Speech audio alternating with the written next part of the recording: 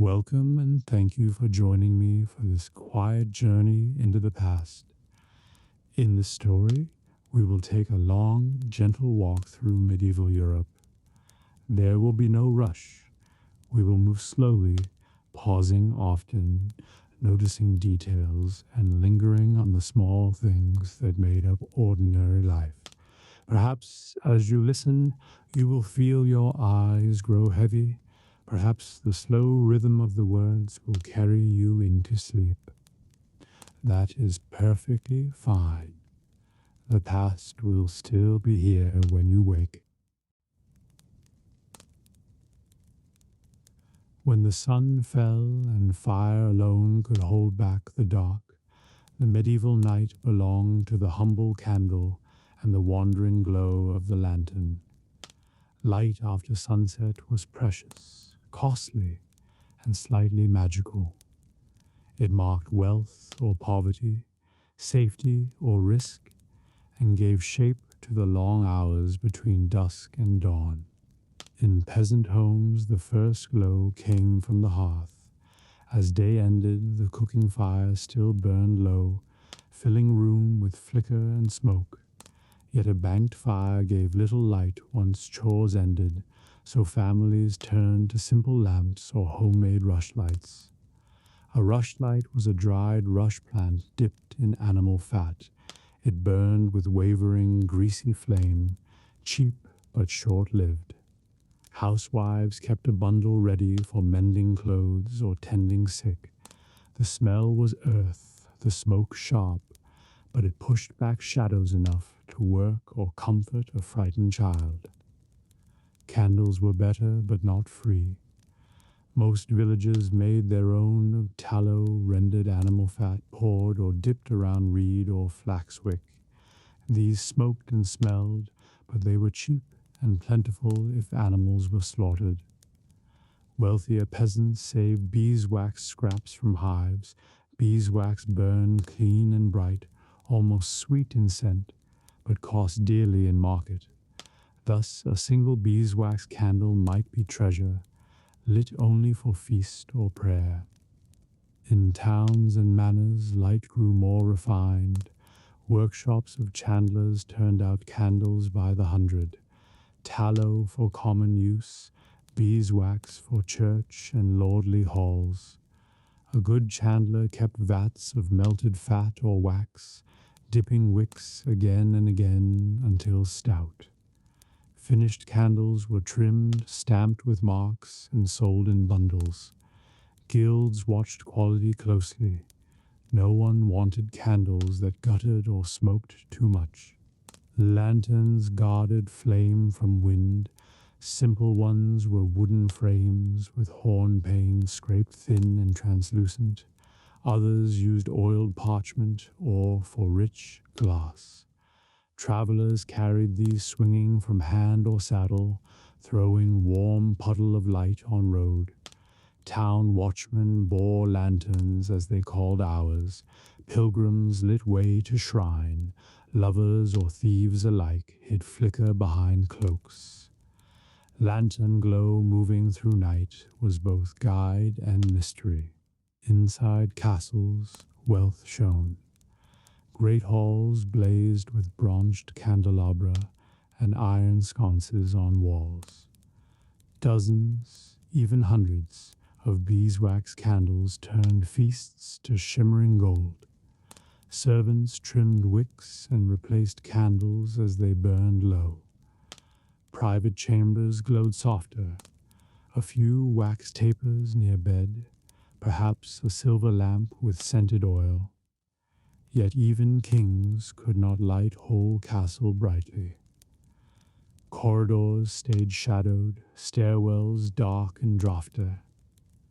Churches used light with sacred weight. Beeswax candles honored saints and burned before altars. Pilgrims offered tapers as prayers. At Easter, the paschal candle, great and tall, blazed to mark Christ's victory over darkness. Night vigils filled chapels with small flames trembling like stars. Monks walking cloister at midnight carried lanterns, their glow a moving prayer in stone silence. Lighting was expensive. People measured it carefully. Families quenched candles early to save, going to bed soon after dusk. Only those with wealth or urgent tasks worked deep into night. A tallow candle might last hours, a rushlight much less.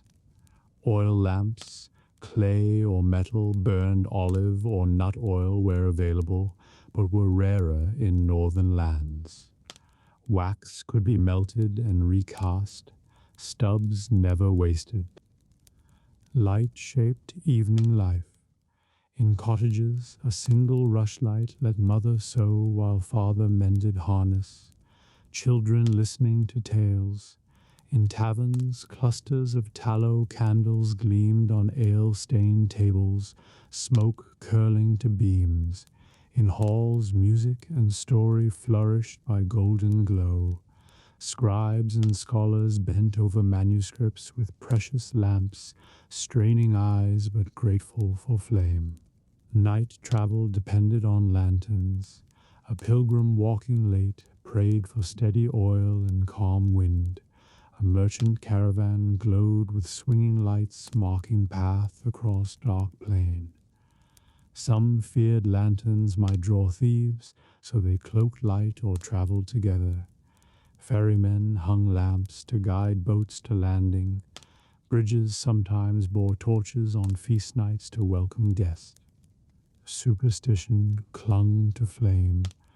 Blowing out candle might invite spirits. Better to pinch wick or snuff gently. A candle suddenly guttering foretold visitor or death.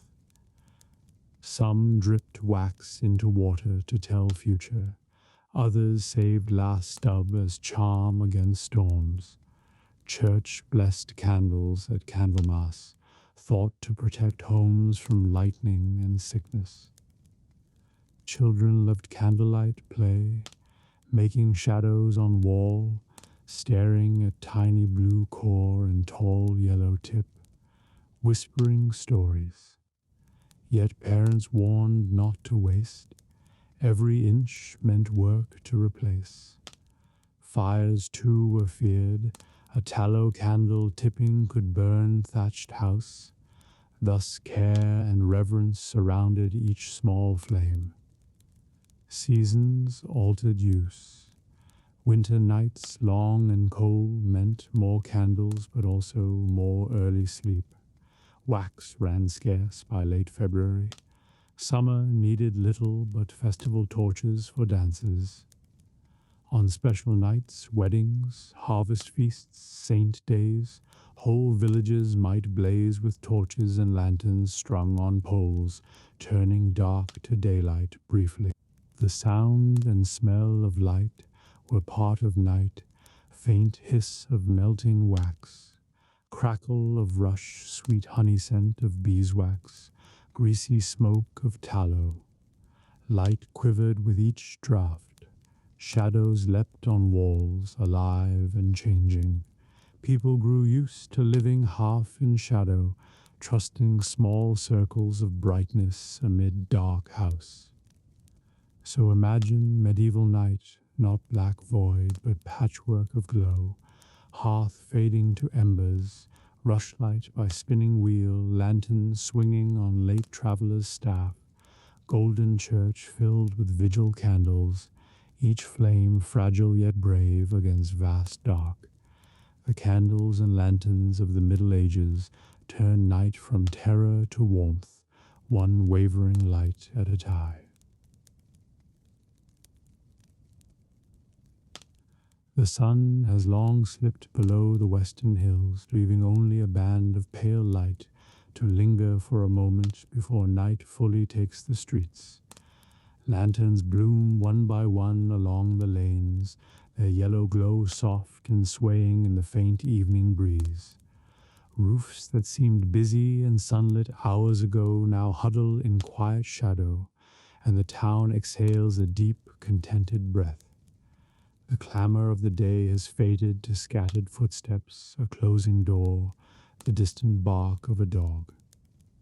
In the marketplace, where earlier the cries of merchants rose and mingled, though the smell of dust and spice remains, the stalls have vanished like waking dreams, tables folded, goods tucked away, cobblestones swept clear. A lone watchman passes, lantern on a hook, pausing now and then to listen. His boots ring softly on the stones, and the silence seems to welcome him rather than fear him. Windows glow warmly across the town. Families gather for their evening meal, bread broken, stew ladled, small voices asking for more. Afterward comes the gentle chatter of homes winding down. A father mends a strap by candlelight. A mother braids her daughter's hair for sleep. An elder tells a story in low tones that make the children's eyes widen. Laughter floats out briefly before shutters close against the cool night air. In the tavern, the last drinkers linger by the embers of the hearth. Conversation is soft now, stripped of the day's bustle, settling into murmured confidences and quiet chuckles. The innkeeper wipes the counter with slow, easy strokes.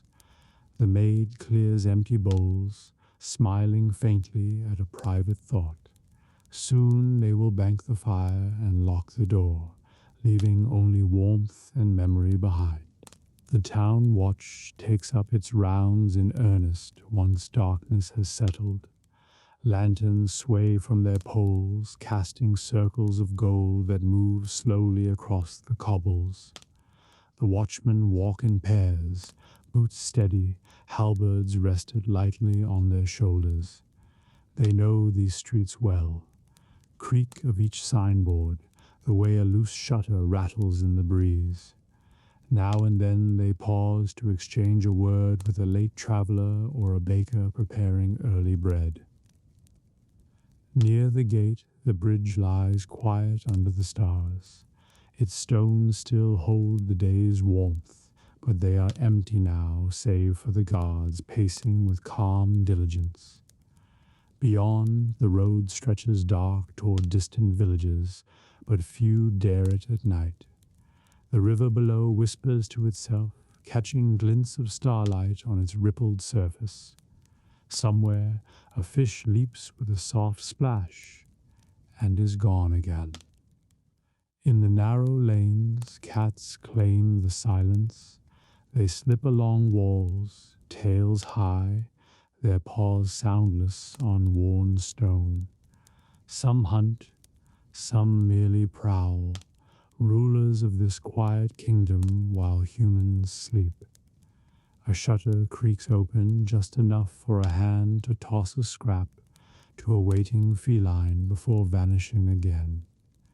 The cat eats in peace, eyes gleaming faintly in the lantern's glow. Above, the night sky spreads deep and clear. Stars prick the darkness, familiar and comforting to those who glance upward while walking home. A single tower bell strikes to mark the hour, slow and sonorous. Its voice rolls through the empty streets, over rooftops, across the quiet fields beyond, then fades into stillness once more.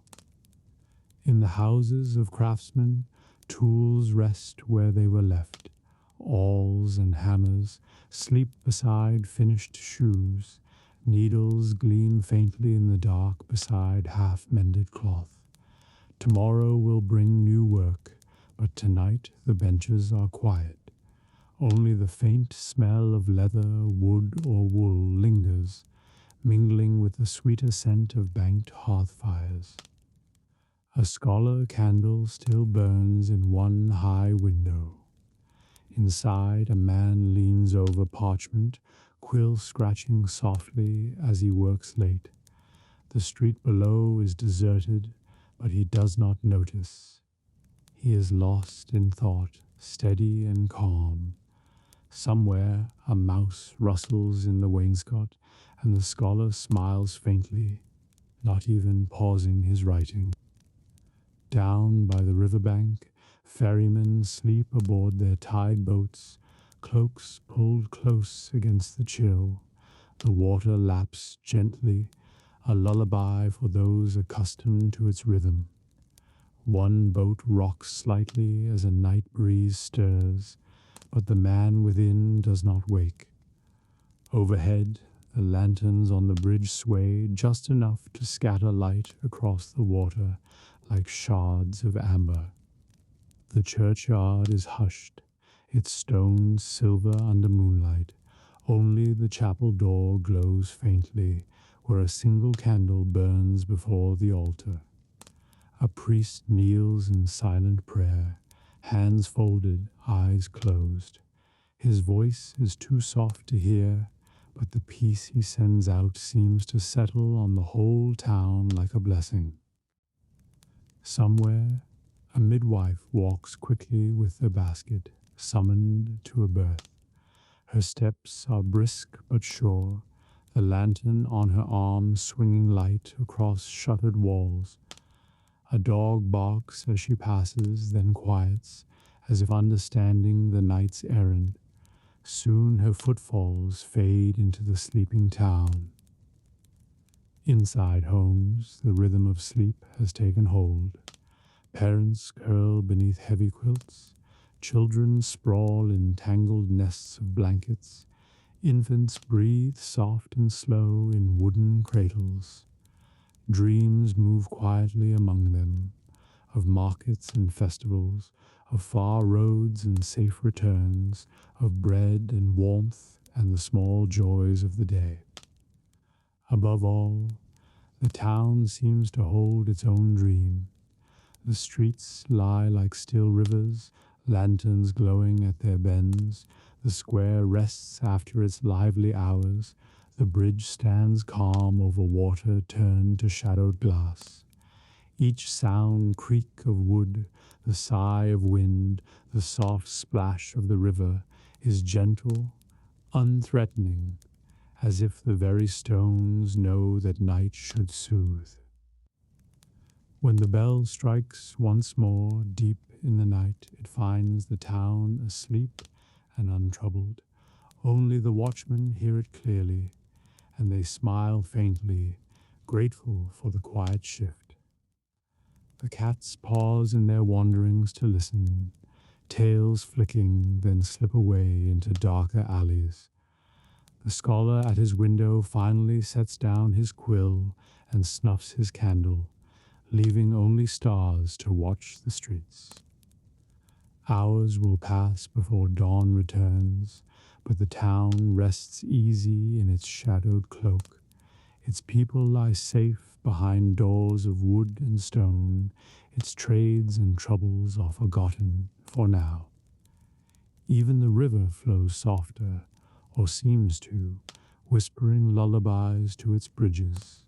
And above it all, the night holds steady, patient and kind, cradling the sleeping town until the first pale gleam of morning stirs it awake again. The last strokes of the curfew bell tremble into silence, and the narrow streets of the town sink into hush. Within a modest timbered house off the square, a single candle burns steady in an upper window. Its light falls across a small bedchamber where night is slowly being made ready, not by magic, but by calm, careful hands. Lady Onwin moves quietly, skirts brushing the rush-strewn floor. She is neither young nor old, but practiced in the art of evening, the gentle closing of one day and the welcoming of rest. Her hair is already unbound, falling in a pale braid down her back. Her gown is simple wool, softened by years of wear. She works without haste, letting the room settle with each small task. The shutters are closed first. She draws them in against the night air, fastens the wooden bar, and checks the cloth tucked to stop drafts. Outside, a last cart rattles home, but the sound comes muted now, safe behind timber and linen. She opens the small latch of the casement just long enough to breathe the cool evening stone, faint river scent, a trace of baking from the far baker's row, and then closes it again, satisfied. At the hearth, a low fire smoulders. Anwin kneels to bank it with ash and a single split log, enough to keep the chill off without wasting wood. Sparks glow and then settle to a dim red, casting long, gentle shadows on the plastered walls. She sets a small iron pot on the trivet to warm a little water mixed with herbs for night comfort, a pinch of chamomile, a crumble of dried apple peel, a few mint leaves. The scent blooms green and sweet. The bed itself waits in quiet invitation. Its frame is oak, plain but sturdy, with carved leaves worn smooth where hands have rested for decades. She pulls back the coverlet, shakes out the linen sheets, and smooths them with slow palms. The mattress is straw newly fluffed at the harvest. She kneads it here and there to chase any lumps. Over the footrail she lays a quilt of faded but beloved pattern, and at the pillow's edge she tucks a sprig of lavender saved from summer. On the chest near the bed stands a small wooden box filled with night things, a comb, a wax tablet for stray thoughts, a tiny vial of oil for dry hands. Anwin opens it and takes the comb, drawing it through her long braid with steady strokes. Each pass releases the day's last tangles, the scent of soap and faint beeswax rising. She winds the hair into a loose coil and pins it with a single carved bone pin, then rubs the oil into her palms and along her temples. The candle on the wall shelf burns low but bright enough for her last quiet tasks. She takes a cloth and wipes the small window glass clear of soot. She straightens the stool where she will lay her cloak.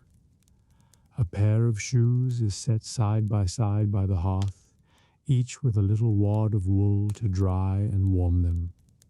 She picks up the day's sewing, an unfinished linen cuff, and tucks it into a basket with its needle secure, so no prick will surprise her in the morning. From the warming pot she pours the fragrant herb water into a clay cup and carries it to the bed.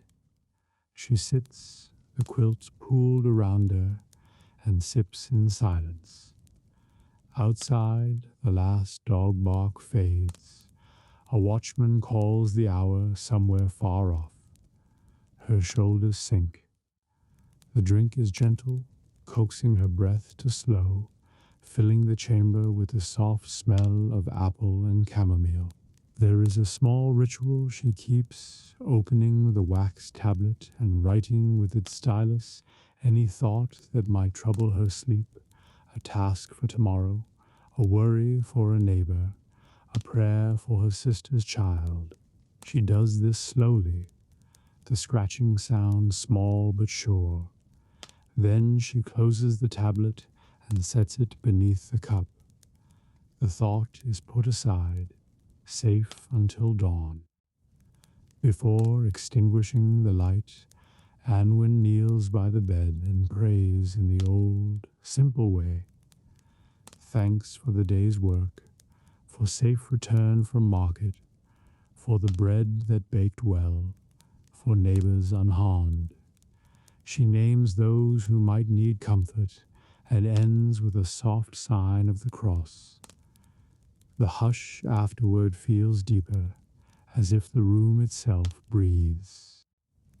She slips beneath the linen, pulls the quilt to her chin, and lies listening a while.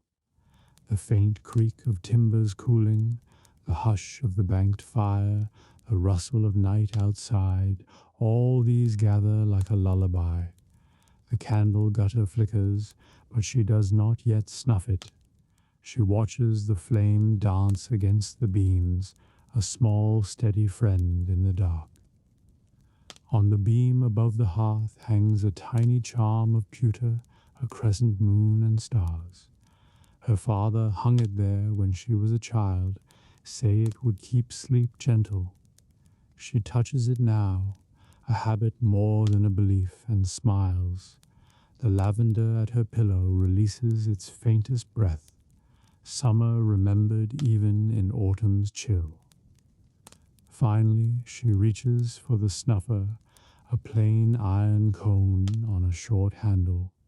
She cups her other hand around the candle's base to catch wax and lowers the cone until the light bows and goes out with a small sigh. Darkness fills the room, but it is soft, perfumed with herbs and clean linen. She settles deeper, feeling the day truly close. Sleep comes not as a sudden fall, but as a tide rising gentle and sure. First she thinks of the market and its bright apples, then of her sister's letter, then nothing at all. The hearth ember glows faintly across the room, a single coal keeping watch. Somewhere in the town, bells will strike the next hour, but she will not hear. In this chamber, carefully readied, night holds her safe. Outside, the wind whispers along the street, shutters creak and settle. The candle on the wall shelf cools to pale wax. All the small acts of preparation, fire banked, bed smoothed, lavender laid, are now invisible but powerful, shaping a peace where dreams may wander untroubled. The town after dark is a different creature than the one that bustles beneath the sun.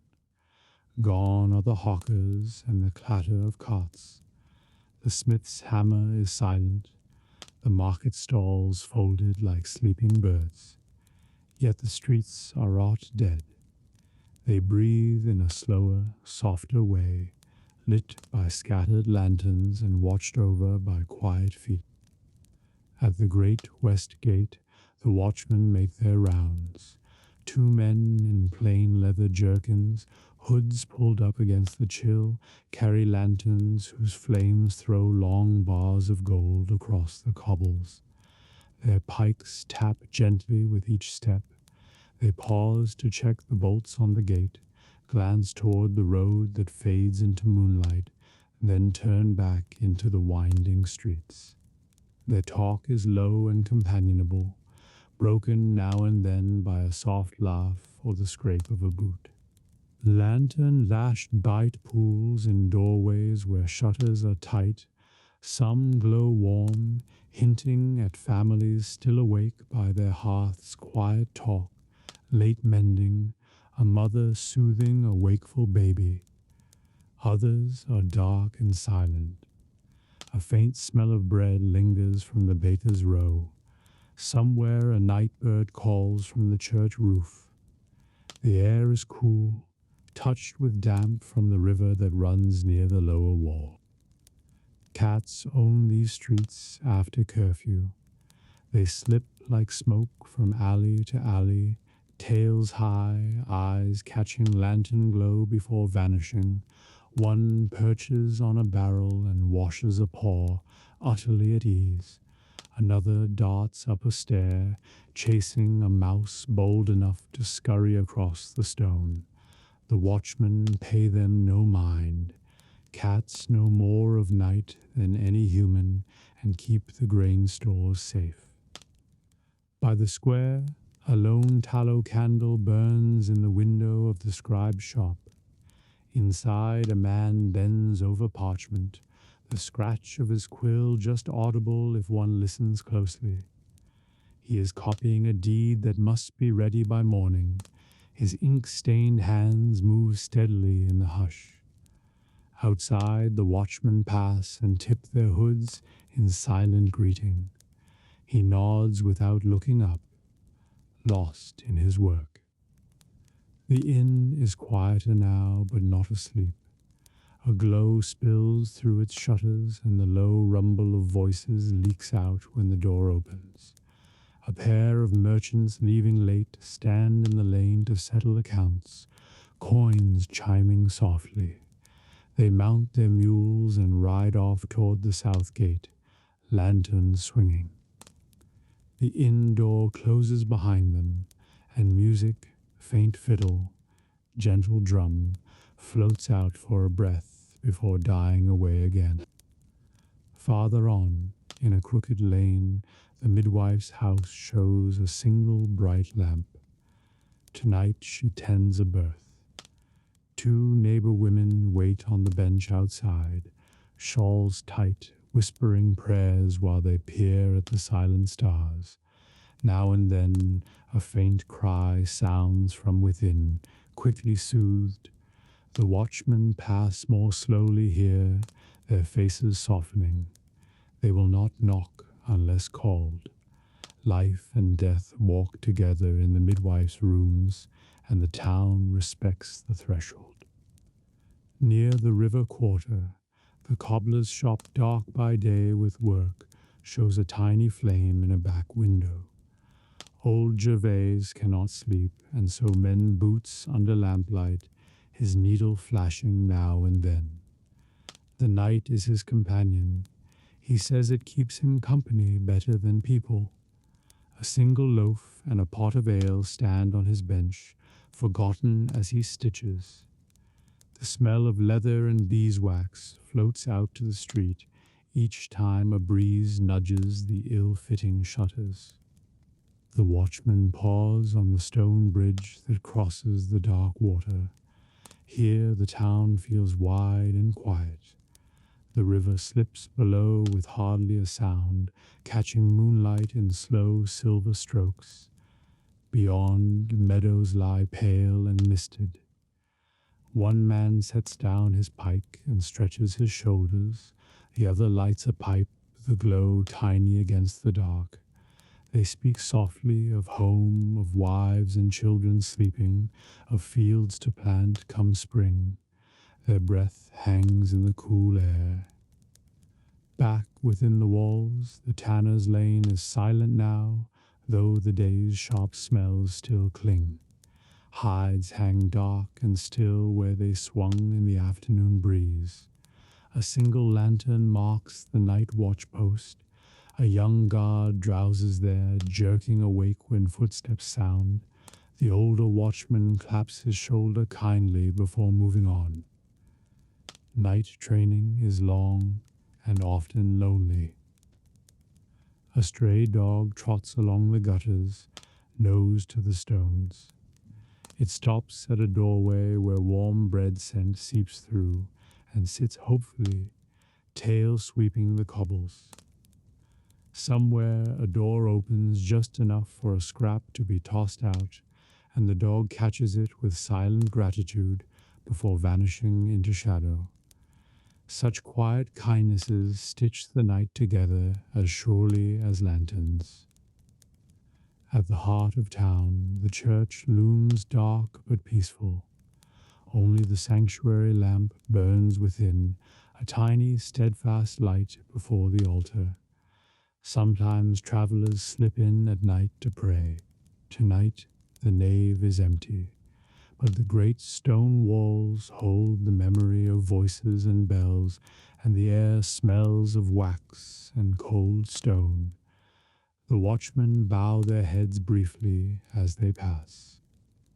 A baker's boy emerges from a side door, yawning to feed the morning ovens.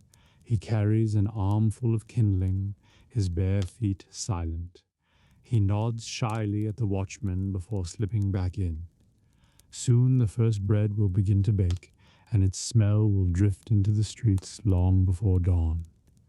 Night and morning overlap here.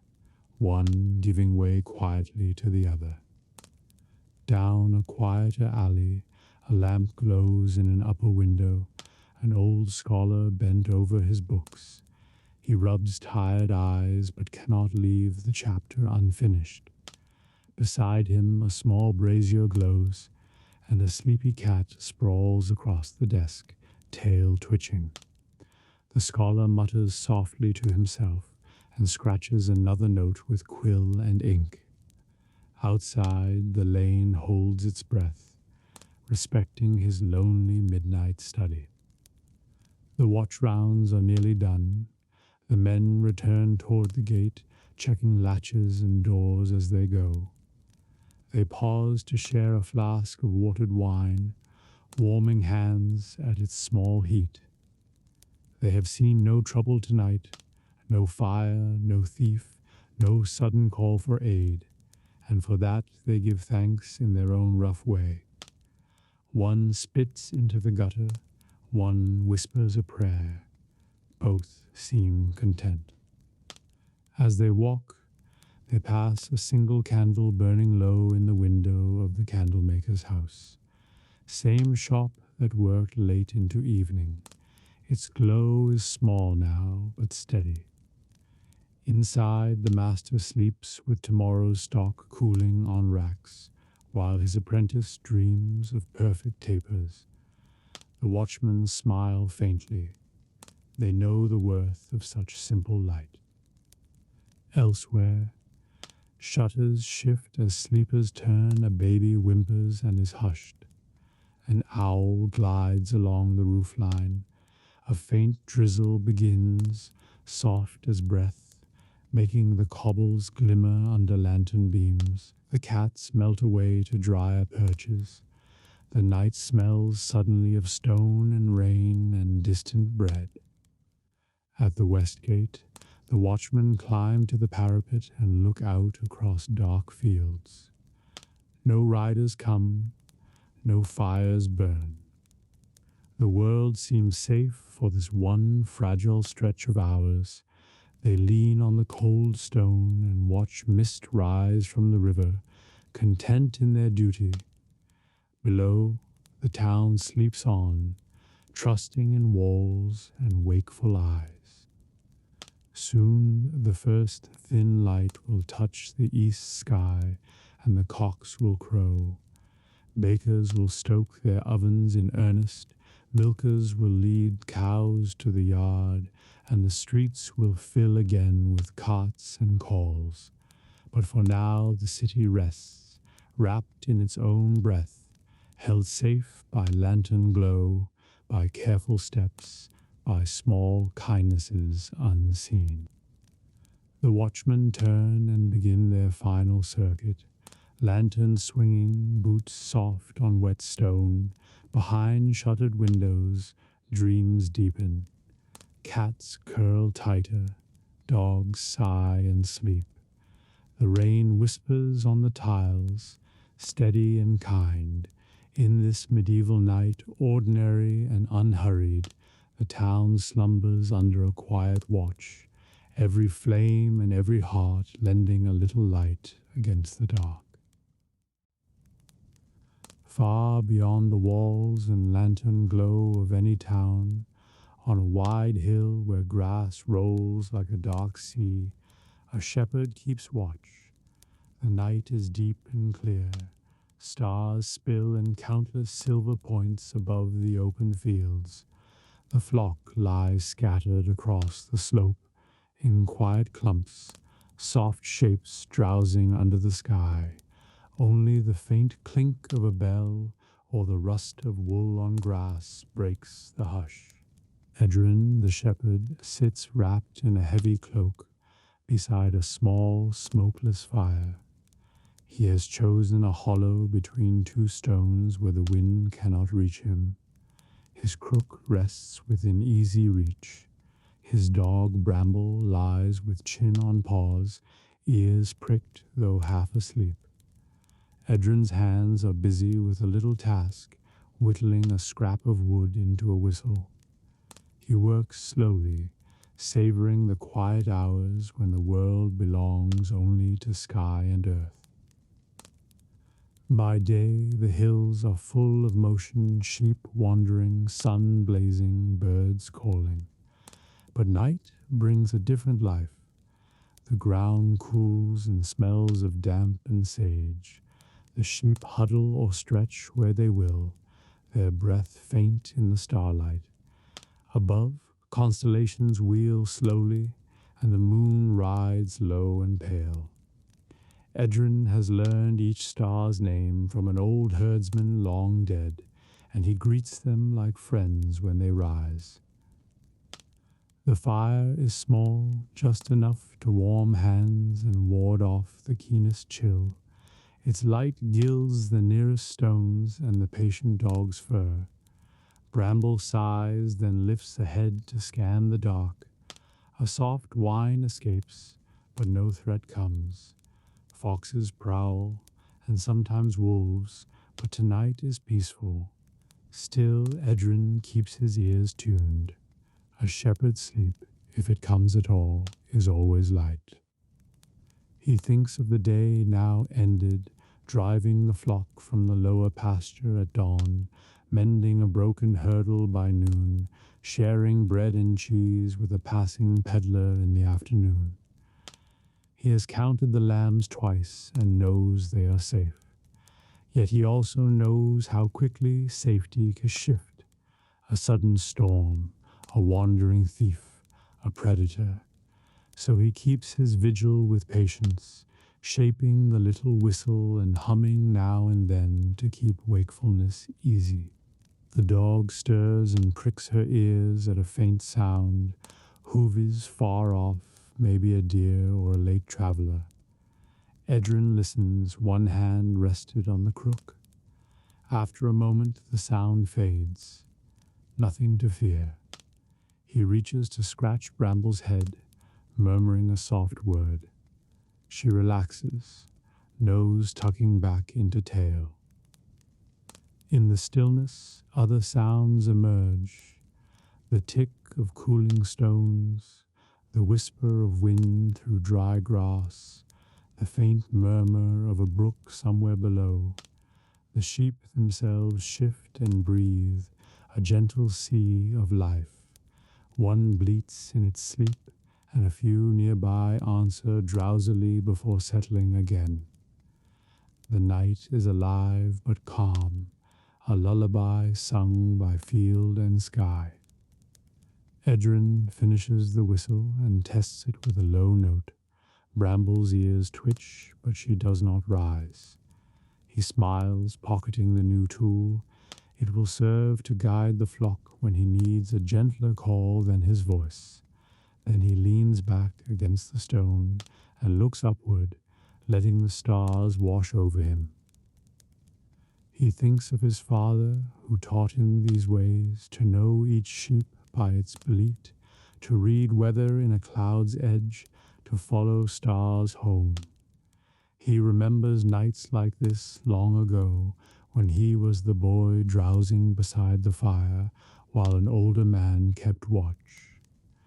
Now the care is his, and he feels its weight, but also its quiet honor. Few know the peace of a well-kept flock under a sky so wide. A shooting star streaks across the darkness, silent and swift. Edrin watches it fall and disappear beyond the ridge. He murmurs an old shepherd's wish for safe births in spring and steady grass through summer. The words are more habit than hope, but they bring comfort. Traditions hold the night steady.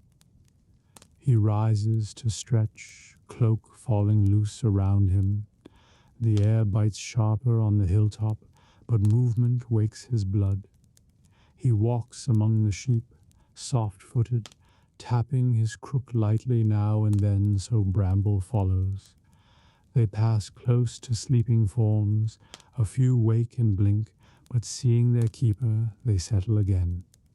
The flock smells of lanolin and earth, a scent Edrin has carried home every day of his life. Reaching the far side of the pasture, he checks the low hurdle that keeps the flock from straying. It is sound. The knots he tied earlier hold. He pats the stake with quiet satisfaction and turns back toward the fire.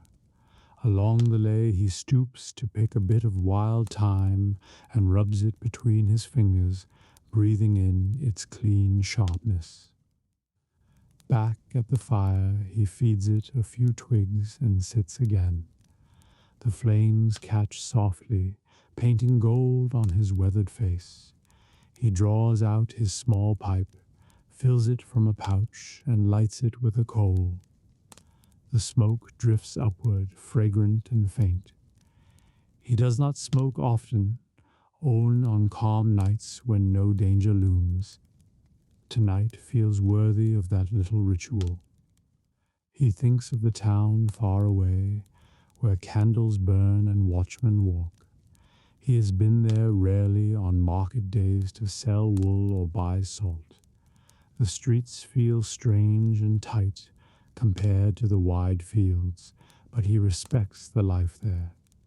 People keep each other safe in their way, just as he keeps his flock. Different work, same watchfulness. Bramble lifts her head again and whines low. Edrin listens. This time it is only the distant bark of another shepherd's dog across the valley, carried by the night air. He answers with a short whistle. The sound skips over the grass and back. Far away the other dog barks once more, and then all is quiet. He smiles, neighbors keeping silent company across the dark. Midnight deepens. The stars seem closer now, and the moon tips westward. The fire has burned low. Edrin lets it, saving fuel.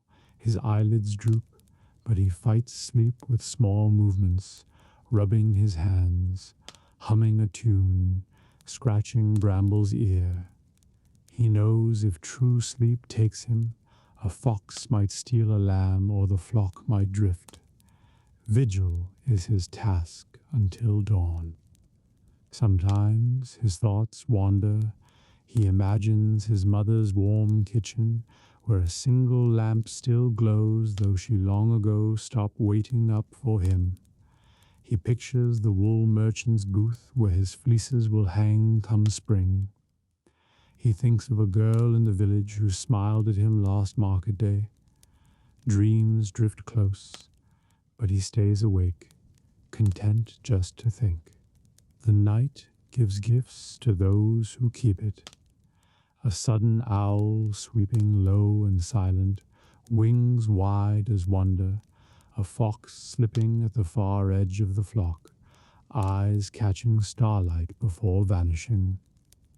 The slow bloom of dawn far off, long before it touches the field. Edrin notices each, storing them as stories for some future winter night. At last the eastern sky grows pale. First it is only a hint, a slight easing of the dark, but soon the stars thin and the horizon blushes faint rose. The sheep stir, shaking dew from their coats, and a soft murmur rises among them. Bramble stands and stretches, tail wagging in slow, sleepy arcs. Edrin rises too, stiff but satisfied. He has kept the night well. He stirs the last ashes of the fire and scatters them, covering any glow with earth. He slings his cloak tighter and whistles softly. The flock begins to gather, ready for the slow drive back toward the home pasture. The first bird sings, a lark somewhere unseen, and the sound seems to crack the whole sky open. As he walks, staff capping gently, Edrin feels the quiet pride of duty done. No wolf came, no lamb was lost, and the world has turned safely from one night to the next. Behind him the stars fade, before him the low fields roll toward the waking day. When he reaches the edge of the village, he will trade watch for rest. But the memory of this vigil-wide sky, calm flock, the faithful dog at his side, will remain like a slow burning ember. Night is a trust he keeps gladly, and each safe dawn feels like a gift returned. In the heart of winter, when snow drapes the rooftops and the lanes lie silent beneath a cold moon, the hearth becomes the kingdom of the night. In one modest stone house on a narrow lane, a single fire burns low and steady. Its light flickers across beams blackened by years of smoke and warms the faces of those gathered close. Here, sleep is coaxed as gently as bread rising by embers. The household is simple: a mother, a father, 2 children, and the old grandmother whose hands are knotted with time. They have finished the long day of chores, feeding the animals, chopping wood, stirring the stew that warmed their supper. Now, with bowls washed and shutters barred, they sit before the hearth to savor the quiet.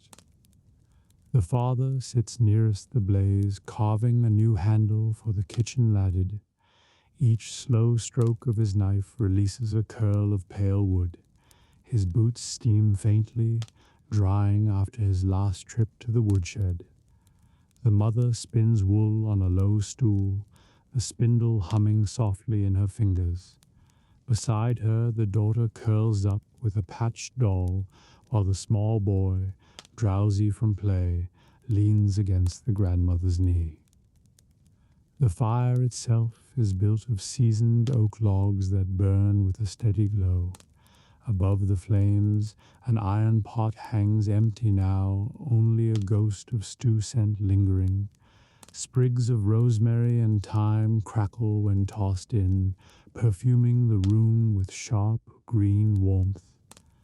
The dog sleeps stretched out near the hearthstone, twitching occasionally in dreams. Grandmother is the keeper of night tales. She has told them for decades, first to her own children, now to theirs.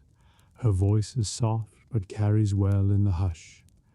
Tonight, she begins with an old favorite, the story of the winter wren who braved the longest night to bring back the sun.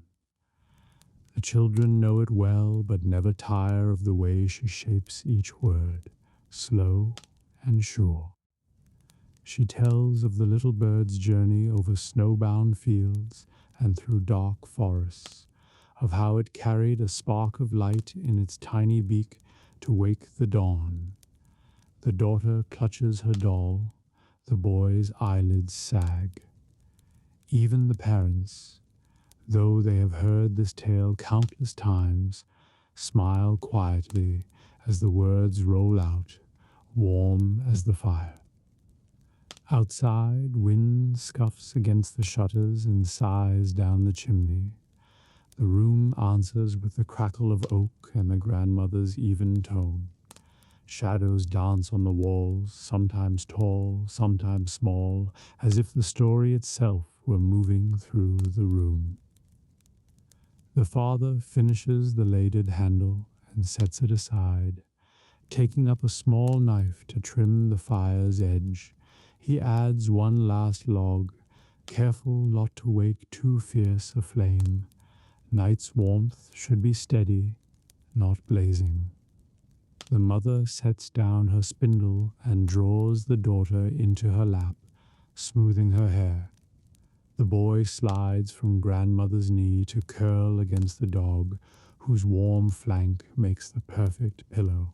Grandmother's story drifts into a quiet ending, the wren safe in its nest as dawn breaks and light spills back across the land. She falls silent, looking at the children with soft pride. So we wake to each new day, she whispers, because even the smallest heart can keep the dark at bay. The girl murmurs, half asleep. The boy stirs and then settles deeper. For a time no one speaks. The fire hums and pops, the only voice needed. The parents watch the children slip toward dreams and exchange a glance that is part love, part relief. Another day done, another night safely begun. The grandmother folds her hands and leans back, eyes half closed but still keeping a quiet watch. When the children are fully drowsing, the father rises and gently lifts the boy, carrying him to the low bed tucked against the far wall. The mother takes the daughter's hand and leads her to join him, pulling up thick wool blankets, tucking them tight. The dog follows to curl at their feet, sighing once before surrendering to sleep. Back at the hearth, the adults linger a while longer. The father carves a little more at the ladle handle, smoothing its curves. The mother sips from a small cup of warm milk flavored with nutmeg. Grandmother dozes in her chair, but wakes when the wind rattles the shutters, murmuring a prayer before slipping back into slumber. These are the hours when the house feels most alive, though nearly silent. The walls hold the day's work and the night's calm. The hearth keeps its steady glow. The parents talk softly of plans, a trip to market if the snow holds, mending to finish, seed to save for spring. Their words are slow and practical, but underneath is a deep contentment. When at last yawns claim them, the father banks the fire.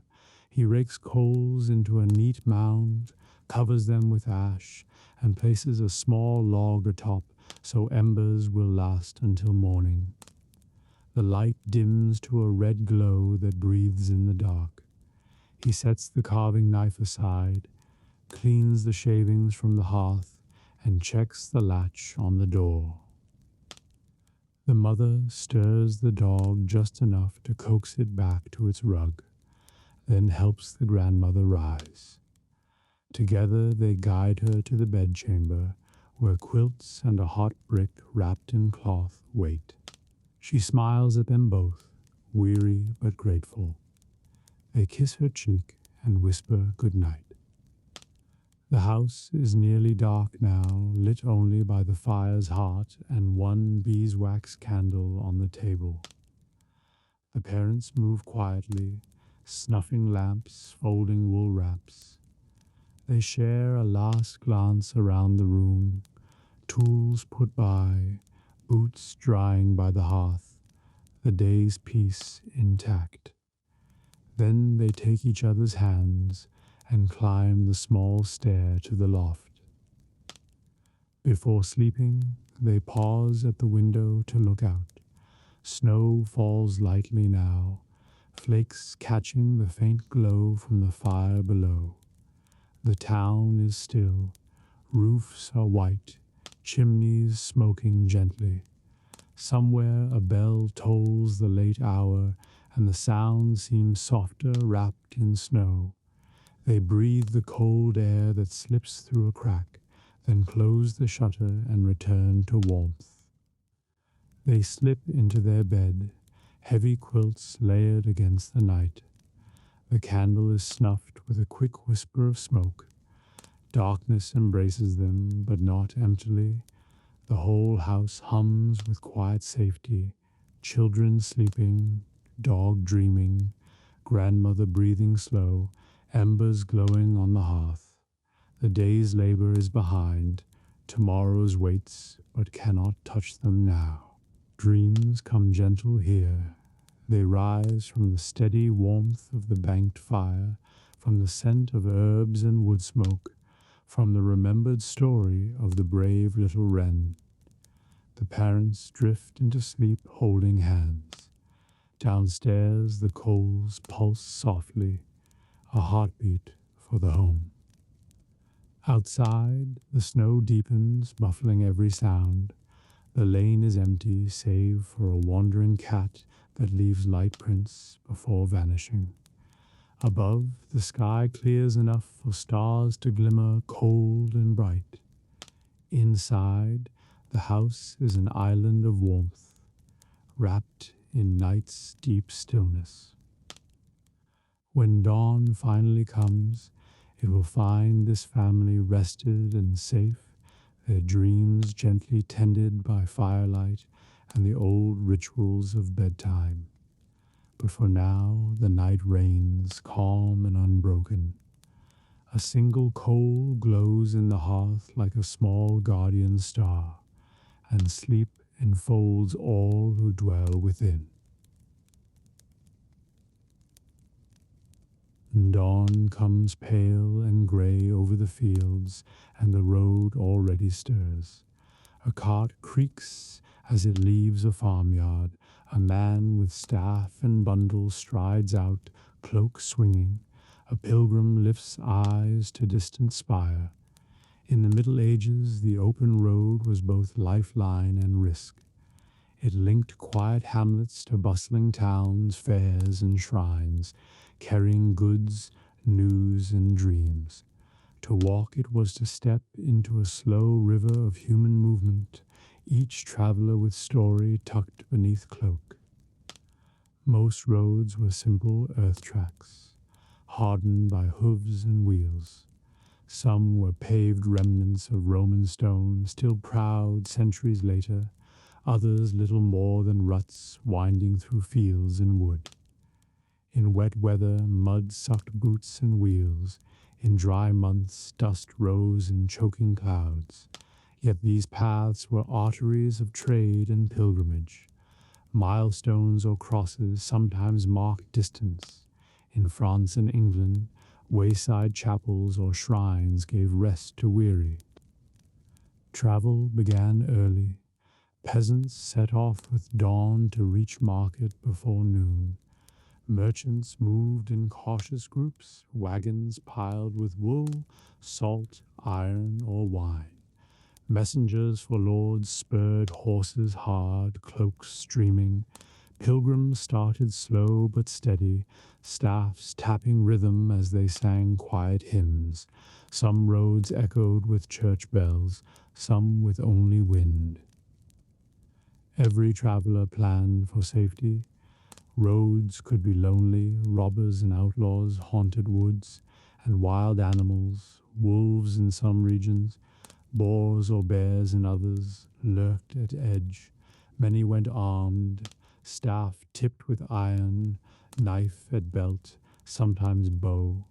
Caravans hired guards or rode under lord's banner. Lone travelers kept to daylight, seeking inn or monastery by dusk. Inns and taverns dotted major ways, simple but welcome. A timber hall with straw on floor, stew bubbling on hearth, ale or wine to slake thirst. Stable boys took horses, travelers shared benches and stories. Payment could be coin or goods.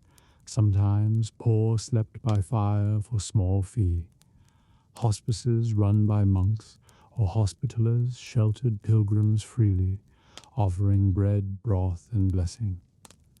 The people of the road were many, peddlers with packs of pins, cloth, and trinkets, tinkers mending pots, jugglers and minstrels seeking coin, scholars on way to universities, knights and their retinues riding to war or tournament, peasants hired for harvest afar. Some roads thronged before great fairs, wagons in long line, bells and laughter ringing. Merchants watched sky and season. Winter travel was dangerous. Deep mud, snowdrifts, short light, frozen rivers breaking. Spring promised safer roads, but floods, Summer longest days but dust and heat. Autumn busiest with harvest goods, fairs, and pilgrims. Along routes, bridges were precious, tolls often charged, but safer than fording swollen stream. Ferrymen worked tirelessly, poles pushing heavy barges across. Religion marked the way. Crosses, shrines, or statues of saints guarded bends and bridges. Travelers paused for prayer and small coin. Pilgrim badges glinted on cloaks, scallop for Compostela, keys for Rome, shell or ampulla for Canterbury. Bells of distant church promised shelter. In some lands, towns lit beacons or candles to guide late walkers. Law touched roads lightly. Sheriffs or bailiffs patrolled main routes. Toll collectors guarded gates. Lords claimed right to levy passing merchants. At times, traveling under safe conduct, a written protection from king or abbot was wise. Without it, strangers risked suspicion or seizure. Yet fellowship grew among travelers. At inns, strangers shared bread and fire, swapping news, harvest good in south, plague in port city, new relic at shrine. Stories of haunted crossroads or hidden treasure passed from mouth to ear. Warnings, too, where bandit lurked, where ferries dangerous, which bridges broke. The road had its own community, loose but real. Sounds and scents defined journey. Horses snorted, cartwheels groaned, bells on mule teams jingled. Smell of damp earth, leather, hay, sweat, smoke from distant fires. Morning birdsong gave way to hum of insects. At night frogs and wolves took chorus. Lantern lights swayed from late wagons, constellations guided those without. Meals were simple but comforting. Bread from last bake, cheese wrapped in cloth, dried meat or fish. Pilgrims shared pottage at hospices. Merchants might cook by roadside, pot hung over small fire. Water was risky, ale safer though heavy to carry. Streams welcomed for refill when clear. Each night brought decision. Press on to next inn, camp beneath hedge, or beg monastery gate. Campers built small fires, set watch, told tales under stars. Fear and wonder mingled. Dark woods whispered of spirits and thieves, but also of deer passing gentle and unseen. Many prayed before sleep, trusting saints and sword alike. Trade made these roads vital. Wool from English sheep, salt from inland pans, wine from French vineyards, furs from the north, spices through long chains from east, all rolled by cart and hoof. Markets swelled because roads carried life. Pilgrims brought alms, jongleurs brought news, messengers bound realms. Yet roads were more than commerce. They were paths of love and hope, brides riding to new homes, sons returning from war, letters of peace carried after feud. Monks walked them to found abbeys, scholars to seek knowledge, dreamers simply to see beyond horizon. The road was freedom for some, burden for others, but always thread, binding scattered world. By evening, after long march, weary travelers saw lights of next village. Dogs barked, smith's hammer rang faint, tavern laughter drifted. Relief washed in, feet blistered, pack heavy, but shelter near. Tomorrow would bring new miles, but tonight fire, bread, ale, and perhaps new friends. So when you picture medieval travel, Think not only of nights, but of the open road itself, muddy and sunlit, lonely and lively, echoing with prayers, songs, and wagon wheels. It carried trade, news, and dreams across a world both harsh and full of quiet wonder. Where the trade road slips into low hills and scattered woods, travelers often make camp. There is no inn for miles, only a clearing known by those who wander, a flat circle of earth ringed by oaks, with a stone fire pit at its heart. The stones are blackened by countless nights of smoke and flame. Here, strangers become neighbors for a few quiet hours, sharing warmth, food, and stories before the road calls them on. At sunset, a single traveler arrives first. She is a wool merchant named Isolde, leading a patient gray mule. She has walked since dawn and is glad to stop. Her boots are dusted pale, her cloak damp with sweat, but her face holds calm determination. She unslings her pack, gathers fallen wood, and coaxes a small fire to life with practiced hands. Sparks rise, the clearing glows softly as the sky deepens to violet. Soon a second wanderer comes, a young man named Perrin, traveling home from the fair. He leads a thin dog and carries a lute on his back. He greets Isolde with a cautious smile and asks if he might share the fire. She nods. Strangers here know the silent rules. Bring wood, offer food if you can, harm no one. Perrin lays down his bundle, helps fetch more sticks, and sets a kettle of water to heat. While they work, another pair appears from the dusk, a carter and his wife driving a small wagon piled with sacks. They have no need of lodging, they carry their own shelter, but a warm fire draws them in. The wife unpacks bread and a wheel of cheese. The man tends his horse. Greetings are brief but kind. The clearing fills with the simple sounds of camp. Snapping twigs, quiet voices, the hiss of water about to boil.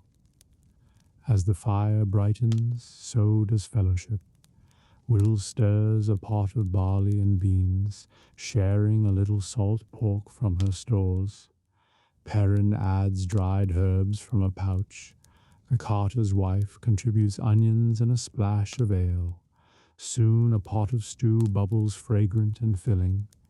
Each traveler keeps their own cup or bowl, but ladles freely for others. Steam carries the scent of comfort into the cool night air. More footsteps come from the road. A pair of pilgrims with staves and scallop shells at their caps approach shyly. One has a limp, the other supports him. The travelers wave them in without question. Soon the pilgrims are seated, warming hands and murmuring thanks. One produces a small flask of wine. Perrin strums his lute softly while they eat. The darkness deepens.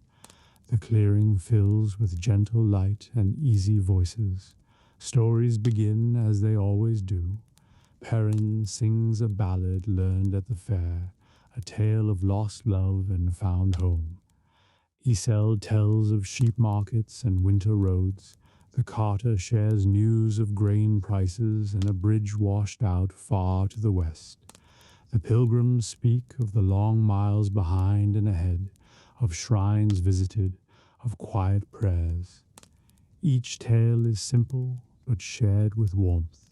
The night air smells of wood smoke and stew, of damp earth and cooling iron from the wagon's wheels. Above, stars sharpen in a sky scrubbed clear by day's breeze. Owls call from the woods. Firelight dances on the circle of faces, some weathered, some young, all weary but peaceful. The rules of the road hold: no boasting, no harm, no theft. Here everyone is simply a soul between places. After supper, Perrin plays again, a lighter tune now, sprightly and hopeful. The carter taps his knee to the rhythm, the pilgrims smile and hum along. Isolde mend a small tear in her pack by firelight, content. Conversation drifts to memories of other roads, dangerous passes, generous strangers, a night caught in storm. The common thread is always survival and kindness found unexpectedly. One by one they prepare for sleep. Isolde rolls her cloak near the fire. Perrin rigs a small lean-to with his loot case tucked safe. The carter and his wife sleep in their wagon, horse tethered nearby. The pilgrims spread cloaks and whisper prayers. Someone adds last wood to the fire so embers will last till dawn. Its glow warms the circle as night settles fully. Silence comes but for the fire's soft cracker, and night sounds beyond, crickets, a fox's bark, distant river sigh. Stars wheel above the clearing, bright and cold. A breeze stirs the oaks, scattering a few leaves to dance in the light. The travelers sleep lightly but with trust. This place is known as safe ground, protected by its long tradition. Near midnight, Isolde wakes briefly. She checks the mule, adds a stick to the fire, and looks around at the sleeping shapes. In the glow she feels a quiet gratitude, alone on the road, one to be vulnerable. But here, tonight, strangers have become something gentler. She lies down again and sleeps. Before dawn, the fire is mostly embers, but one pilgrim rises to pray. He faces east, whispering words lost to the cool breeze, then adds a twig to the coals, so smoke will greet the coming sun. Soon Isolde stirs, then Perrin, then the carter and his wife. Quiet morning movements replace the hush, rolling cloaks, fastening packs, rubbing eyes. No one lingers long. The road is patient but waiting. Breakfast is simple, and shared crusts of bread dipped in last night's broth, dried fruit passed hand to hand, a swallow of wine for warmth. Perrin plays a brief waking tune on the lute, light and hopeful.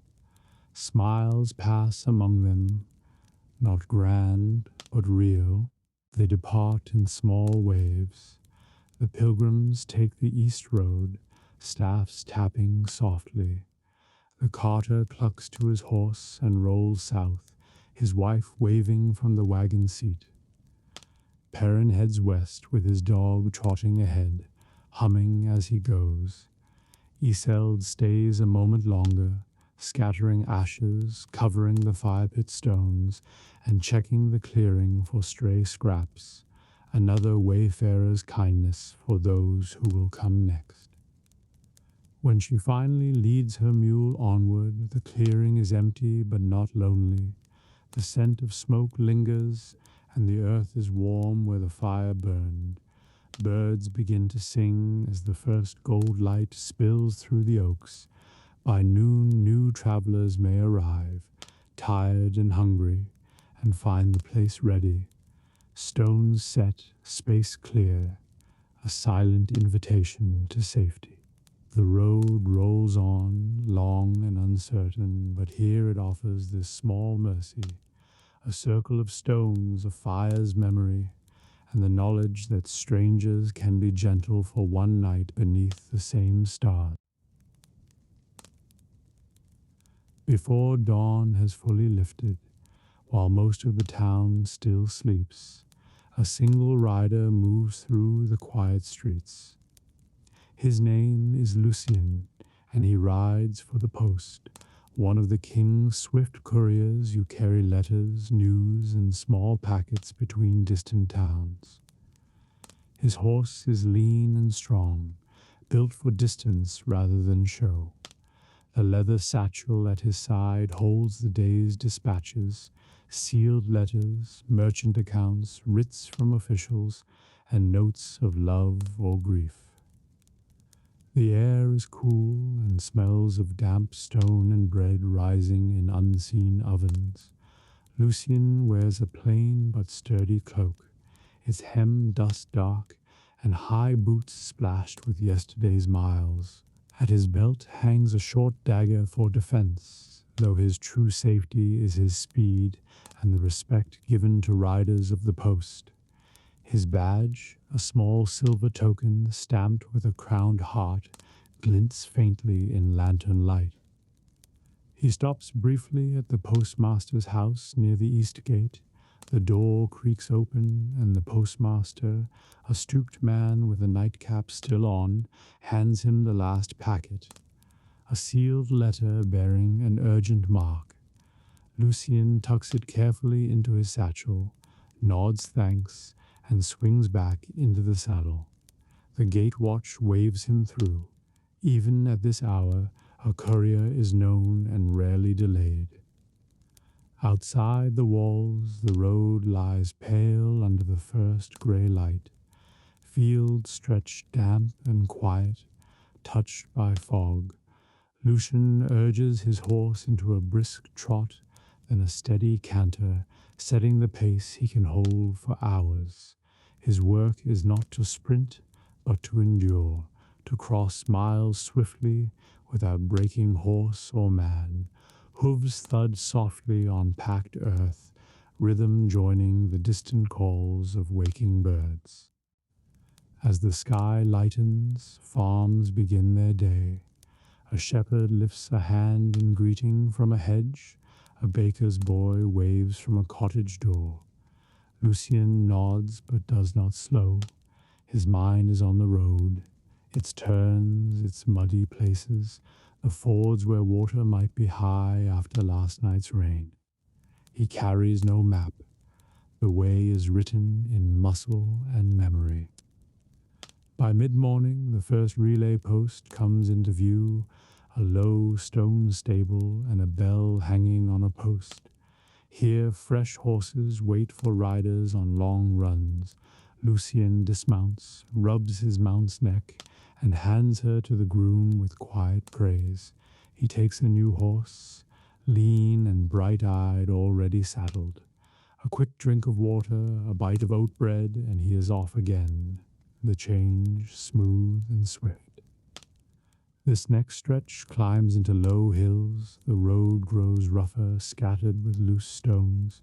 Lucien slows to a canter, saving his horse's legs. The wind is cool and carries scents of pine and distant smoke. Now and then he overtakes slower travelers, a tinker with clattering wares, a farmer driving pigs, a pair of monks on foot. Each steps aside for the rider of the post, offering a nod or blessing. Lucien answers with a lifted hand, but keeps his speed. Near noon he stops briefly at a wayside shrine. Not for long the post waits, but long enough to splash his face with cool spring water and whisper a simple prayer for safe miles. He leaves a small coin on the stone ledge and remounts. The road ahead twists through forest, and he likes to ride with a quiet sense of luck. The forest stretch is dim and fragrant, filled with birdsong and the rustle of unseen animals. Sunlight filters through leaves in shifting coins of gold. Here Lucien is alert. Bandits sometimes prowl these woods, though less so since riders and merchants began traveling with guarded trains. Still, a lone courier is a tempting sight. His horse moves quietly but ready. His eyes scan every bend. He meets no trouble today. Only a woodcutter with an ox cart greets him, and two children gathering kindling wave shyly. Soon the trees thin and the road breaks into opened upland. The sky is wide and bright. The air smells of heather and far-off rain. Lucien loosens his cloak, feeling the sun warm his back. The miles fall away beneath steady hooves. Mid-afternoon brings the second relay. This one is a bustling yard near a small market town. Boys run to take his tired horse. A girl brings fresh water. A clerk notes his passing in a ledger. Lucien stretches, eats a heel of bread and cheese, and drinks ale handed by a smiling innwife. The stop is brief, 10 minutes perhaps, but enough to refresh man and beast. Soon he is off again on a new horse, this one black with a white blaze and eager for the run. The road now skirts marshland. Frogs croak in hidden pools. Reeds whisper in the breeze. Wooden causeways keep travelers dry, though some boards creak ominously under hooves. Lucien trusts his mount and keeps a steady pace. He thinks of the letters in his satchel, some joyful, some grim. He never reads them. A rider's honor forbids it, but he feels their weight nonetheless. Evening nears as the land rises once more toward low mountains. Shadows lengthen and the air grows cooler. Lucien pushes on. The day's goal is the mountain relay house where he can rest. His body aches from hours in the saddle, but he rides with practiced patience. Every clink of harness, every creak of leather is familiar. He passes a slow caravan of merchants and calls a brief warning before galloping by. They wave, one calls good luck. A pair of shepherds drives sheep aside to let him through. All know the male rider's work touches theirs. Contracts signed, news of prices, letters to distant kin. His speed knits the wide land together. At last the relay house comes into view, a stout stone building with smoke curling from its chimney and a lantern hung high. Dogs bark as he approaches. A stable hand runs out to take his horse. Lucien swings stiffly down, pats the horse's neck, and hands over the reins. Inside, warmth and welcome. A fire, bread and stew, a bunk for the night.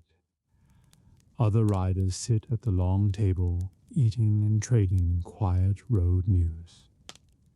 He reports his route to the master of posts. No bandits seen, bridge at Miller's Ford safe, road firm though muddy in the low meadows. The master nods and notes it in a great ledger. Tomorrow another rider will take these letters farther, or Lucien himself will press on with fresh horses. Tonight he is free to rest. He eats well, savoring hot broth and crusty bread. His body hums with fatigue but also quiet pride. Few notice the riders of the post. They slip between towns like the wind. But without them the kingdom would slow, news would falter, trade would stumble, letters of love would linger too long. Lucien knows this, and it is enough. After supper he tends his gear, brushes dust from boots, checks saddle straps, oils the leather of his satchel. He runs fingers over the sealed packets, counting each one carefully. Tomorrow they will be on their way again, flying over miles like thoughts made flesh. When at last he lies on his narrow bunk, the sounds of the relay house soothe him. Horses shifting in stalls, low talk among other riders, the pop of fire. Outside, the road lies quiet under stars, but it will not stay so. Couriers will ride it before dawn. Lucien sleeps easily, tired but content, knowing he is part of that ceaseless, invisible river of messages. Far away, someone waits for news, a merchant for prices, a wife for word of a traveling husband, a lord for royal command.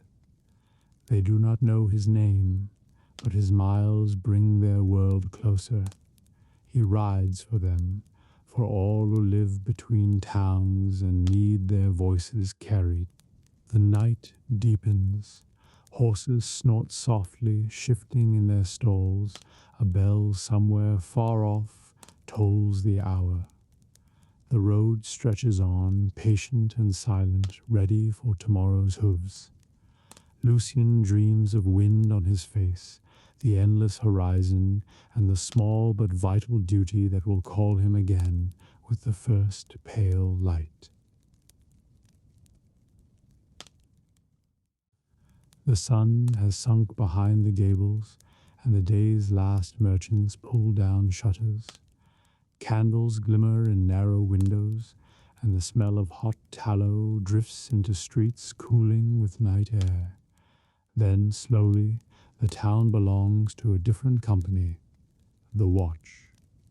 Cloaked and lantern-bearing, they move through winding lanes to keep peace, guard against fire, and remind all that the city still breathes after dark. Evening begins with curfew bell. Its slow toll echoes from church tower or town hall, summoning townsfolk indoors. Doors shut, gates close with deep groan of iron and oak. Inns and alehouses stay open longer but quieter, shutters drawn though laughter seeps out. On most nights, citizens expect to stay put. Only watchmen and late travelers stir outside. The watch gathers in small guardhouse near gate or market square. Stone building, heavy door, bench and table within. Hooks hold spears, halberds and lanterns. Small hearth smoulders for warmth. Captain calls roll, many are townsmen doing duty by rota, some hired sergeants more seasoned. Each takes weapon, horn or rattle to sound alarm, and cloaks against damp. Lanterns lit from single hearth flame glow dim amber. Some are horn-paneled boxes, others open iron cages. They swing gently as men step into cobbled dark. Boots echo, breath smokes. At first silence, but soon watch breaks into pairs or trio, each set to patrol assigned streets, walls, or riverside docks. Tasks are humble yet vital. They check doors and shutters, ensuring none left ajar for thieves or fire. They watch for unlicensed drinkers or gamblers in corners, and for any stranger without lodging papers. They sniff for smoke where no hearth should burn so late. Fire is town's terror, able to consume whole quarters. Buckets and axes carried for first response. Walls and gates get close care. Sentinels pace battlements, lanterns shielded against wind.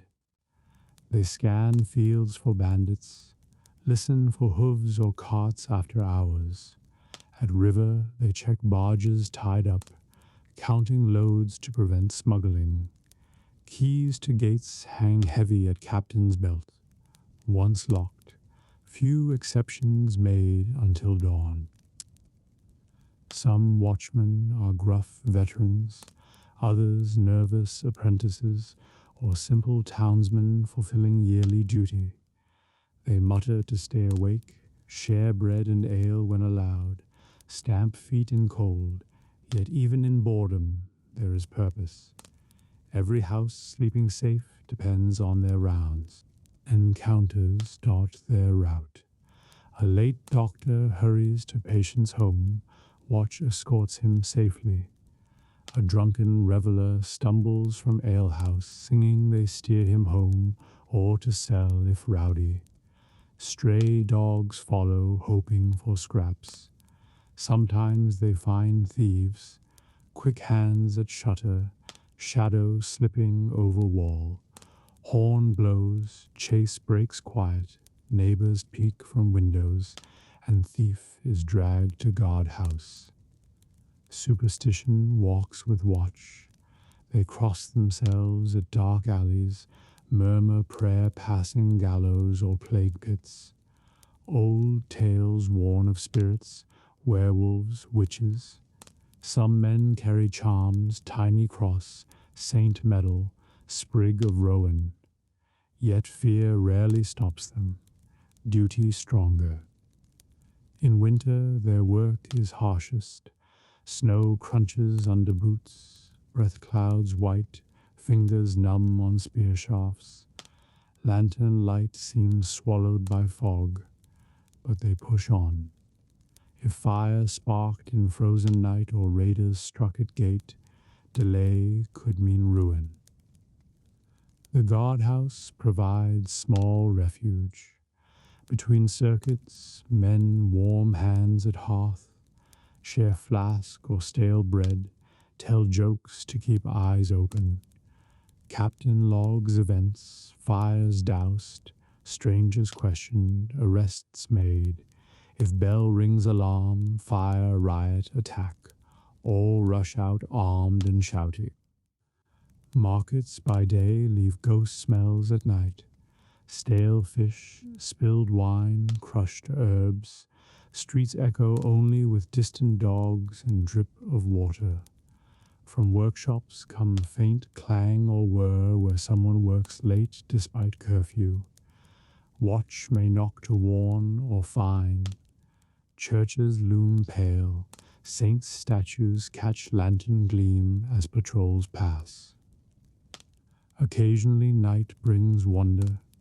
A traveling minstrel sings softly to gain shelter. Watchmen pause to listen. Pilgrims arrive late. Lanterns bobbing, they are guided to Abbey Guest House. A comet flares in sky. Patrol stops to marvel. Town asleep misses such moments. Only watch sees them. When dawn finally grays sky, watch returns weary but satisfied. Gates unbarred, merchants stir, bakers light ovens, life resumes. Captain records quiet night or small theft caught, then dismisses men home to sleep. Another band will take dusk's duty. The town watch may seem simple, yet it stood between safety and chaos. In a world without police as we know them, this band of lantern-bearing citizens and soldiers was the thin thread keeping fire at bay, guarding trade, and letting families rest. So picture them when you imagine medieval night, cloaked figures in flickering light, footsteps echoing through silent lanes, keeping unseen vigil so the city could dream untroubled. At the center of the town, where streets draw toward one another like threads to a spindle, rises the church tower. Its stone is old and weather-mellowed, patched here and there with newer blocks that shine a paler gray. In morning light, the tower looks almost gentle, but up close, it is a thing of strength. Deep-set slits for windows, a narrow door of oak bound in iron, and the faint ring marks on the step where countless feet have turned in and out. At its crown, shuttered arches hold the dark mouths of bells that have spoken to the town for longer than anyone living can remember. Before dawn, when the streets still dream and frost sits in the seams of the cobbles, Aldrich the bellman comes with a lantern. He keeps its flame cupped with one palm against the breeze that slides down from the roofs. His cloak smells faintly of smoke and rain. His boots know every hidden dip in the worn stair. He touches the oak door as one greets an old friend and fits the iron key into its familiar bite. The tower receives him with a soft groan as it opens, stone waking to the day's first footfalls. Inside, the tower air is cool and smells of dust, damp lime, and old rope. The lantern glow finds motes that drift like slow snow, stirring as the door closes. A narrow stair curls upward against the wall, its treads cupped by centuries. Aldrich begins to climb. His left hand knows each stone of the central pier. His right hand keeps the lantern steady. The sound in the stairwell is his breathing, the leather whisper of his cloak, and once, far above, the small iron shiver of a bell settling in its sleep. At the first landing he pauses to set the lantern on a niche and lift a shutter. A thin square of damp blue morning leans into the tower. From here he can see the thatch of the alewife's house, beaded with dew, and the long dark line of the river beyond the bridge. He listens. Somewhere a baker's boy rattles a bucket. Somewhere a dog shakes off the night. The town is stirring, and the hour must be told. He climbs again, passing the clock room where a wooden face and iron hands will later mark the noon. The mechanism hums faintly even at this hour, a patient tick that belongs as much to the tower as the sparrows in its eaves. Aldrich glances at the balance, sets a small weight with 2 practiced turns of the screw, and moves on. Higher, the stair opens to the chamber of ropes, and from the darkness there breathes the dry, clean smell of hemp. Here hang the bell ropes, each threaded through the floor to the loft above. They are thick as a wrist at the base, furred smooth by palms, each finished with a woolly sally plaited in colored yarn to tell it from its neighbors. Aldrich touches them one by one as if greeting a small company. St. Michael's deep tongue, the mid-bell for work hours, the quick little angel bell that runs ahead of the rest. He takes his place, feet set, breath measured, and wraps his hands around the first rope. The first pull is a conversation with weight. The rope yields and then tugs back, and above wood and iron begin their slow swing. The tower hears this before the town does. Its stones take the tremor like a heartbeat. On the second pull, a sound gathers down the rope rise of a note not yet born, and then, with the third, the bell finds its voice. The hour strikes, 1, then 2, then 3, slow and round, rolling over rooftops like warm bread scent from an oven. Bells speak in more than numbers. Aldrich knows the measure for feast days, the urgency for fire, the long sorrow for a funeral when every stroke falls with the weight of a name. He knows the merry peal for a wedding when all the ropes are given to willing hands and the chamber shakes with joy. But the dawn hour is a simple speech. Be steady, be ready, take up the work the day brings. The bell's sound travels down lanes, along the river, and out across plowland just greening under the sky.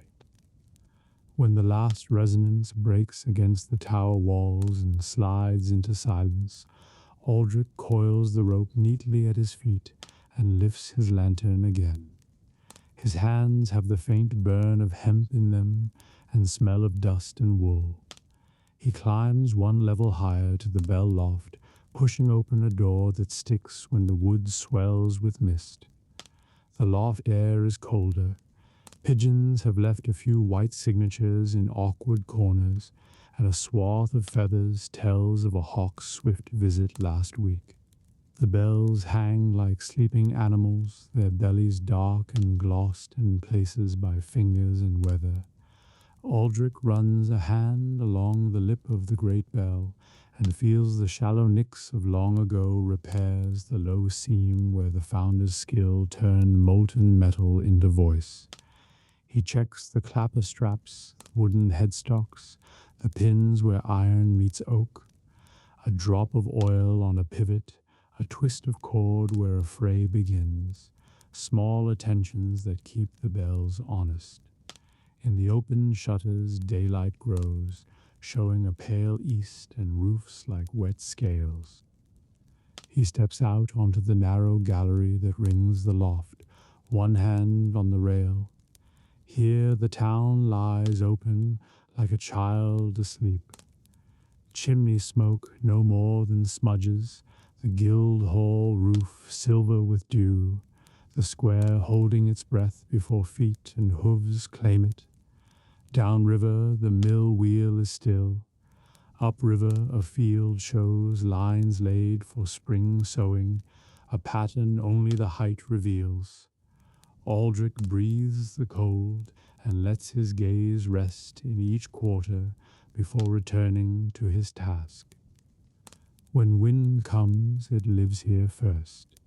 It threads the shutters and combs the rope tails and sets the tower to a faint, unthreatening hum.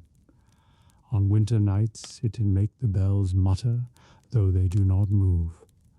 Aldrich, who has climbed in storms and in the thick hush of snow, listens to wind with respect. He has known a jolt of lightning to drum through the stone and make the farthest windows jump. He has known warm summer air that lifted swallows through the arches and set them to season-long conversations with the bells. Below the loft, in the room with narrow slit for light, sits the tower's small store. Lumps of tallow, coils of spare cord, 2 wedges for the headstocks, a basket with rags, a bit of beeswax for a stubborn pin. A shelf holds a book that keeps the bell ledger, names of ringers, the occasions, the times when weather required a change.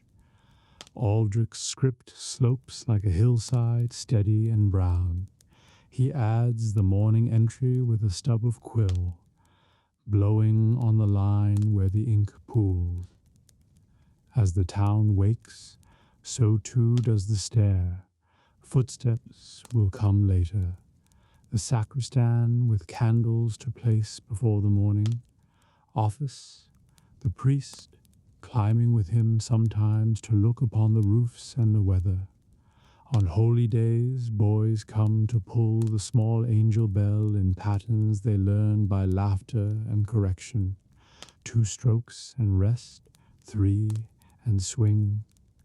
Careful now, mind your hands. For now the tower is Aldrich's alone, and he takes the quiet as a gift. He goes down to the halfway landing where a little window shows the lane behind the chantry. A cat sits on a barrel, washing its face with solemn gravity. A woman opens her door and shakes a cloth into the weak sun. Steam lifts in threads from her pail. Aldrich smiles at these small signs and descends to the ringing floor for the next duty of the morning. The work bell that tells the craftsman the hour is turned. This one is brisker, a pattern that runs like a quick messenger through the streets. At the rope he sets his feet and gives the pull its spring. The mid-bell answers with a cheerful round note, lighter than the hour bell but with a soft belly to it. Aldrich shapes it into the known call, quick, quick, pause, quick, pause beat that sends shutters opening and doors unbarred. He can almost see the life it wakes, the smith lifting his hammer to its first strike, the weaver's shuttle taking up its dance, the potter setting a hand steady on the wheel. When the pattern finishes, the bell's last smile lingers in the dust and slips away. He takes his bread on the stair, a coarse heel split and rubbed with a crumb of cheese, saved from last night, eaten standing with his shoulder against stone. He chews slowly, listening for what the tower tells him. A change in the small tick of the clock's gut string, a rope that sings a little sharper where it rubs. He feels the day settling into its course. The lantern on the niche burns low and he pinches it out, trusting morning to finish the light. By mid-morning, the sun finds the east face of the tower and warms the stone to a faint sweetness. Aldrich opens the higher shutters to give the chamber air. He uncoils a rope and lets it lie in loose loops to ease the twist it has held since winter's wet. He tests the clappers by hand, moving each only an inch, feeling the weight his arms know so well. A lark, a mad fool of a creature, wheels up from the square to peep at the strange dark mouths and then skirls away, leaving a feather caught on a splinter of rail. He frees it and tucks it under the ledger's cover. Below, the square is no longer empty. A girl whose hair plait shines like new straw rushes with a basket toward the baker. An old man carries a stool under his arm and sets himself at the well to tell the day's first stories to any who will listen. A pair of merchants measure each other with eyes polite and cold. Aldrich, who has never been much for bargaining, feels grateful for a life where the day's measure is made in sound. When noon comes, it comes with promise of meat steaming in kitchens and of rest. Aldrich takes the great rope of St. Michael once more. He draws breath and gives the bell its 12. Between each stroke he lets the sound finish its travel, counting in the slow space where the town breathes. In far streets, people lift their heads to hear how far the hour has gone. In the fields, men stand straight and look toward the tower, though they cannot see it. After the 12th, the air holds a moment of fullness like the top of a hill, and then slips downhill toward afternoon. Visitors sometimes climb at noon when the sacristan allows. Today, 2 children with round eyes step carefully behind their mother onto the gallery. Aldrich keeps them close, shows them the ropes, not to touch. Mine names the bells as if introducing old friends. The children whisper, and their breath makes small ghosts in the cool. He tells them, because they have asked, that the bells tasted the sky in a storm long ago and rang themselves without a hand. He tells them he once watched a flock of swifts turn all at once in the bell's echo and vanish like thrown soot. They stare into the mouth of St. Michael with reverence. Afternoon lays a hand of warmth on the stone. The clock ticks its steady thread, and Aldrich mends a splice where the rope has grown thin. He works with a sailor's patience, unlay, lay, twist, smooth, wax. He ties a stopper knot at the end where careless hands might have lost it. He oils a pinion in the clock with a drop barely visible, then wipes away the extra, because too much kindness can be its own harm. He rests with his back to the pier, and lets the tower's faint hum climb into his bones. If rain comes, he will close the shutters and the world will go soft and near. If wind comes, he will listen to the whale song in the arches and remember the winter of deep snows when he had to climb every hour to knock ice from the bell's lips. Today is temperate. The sparrows peck at lime crumbs by the sill and scold him as if the tower were theirs.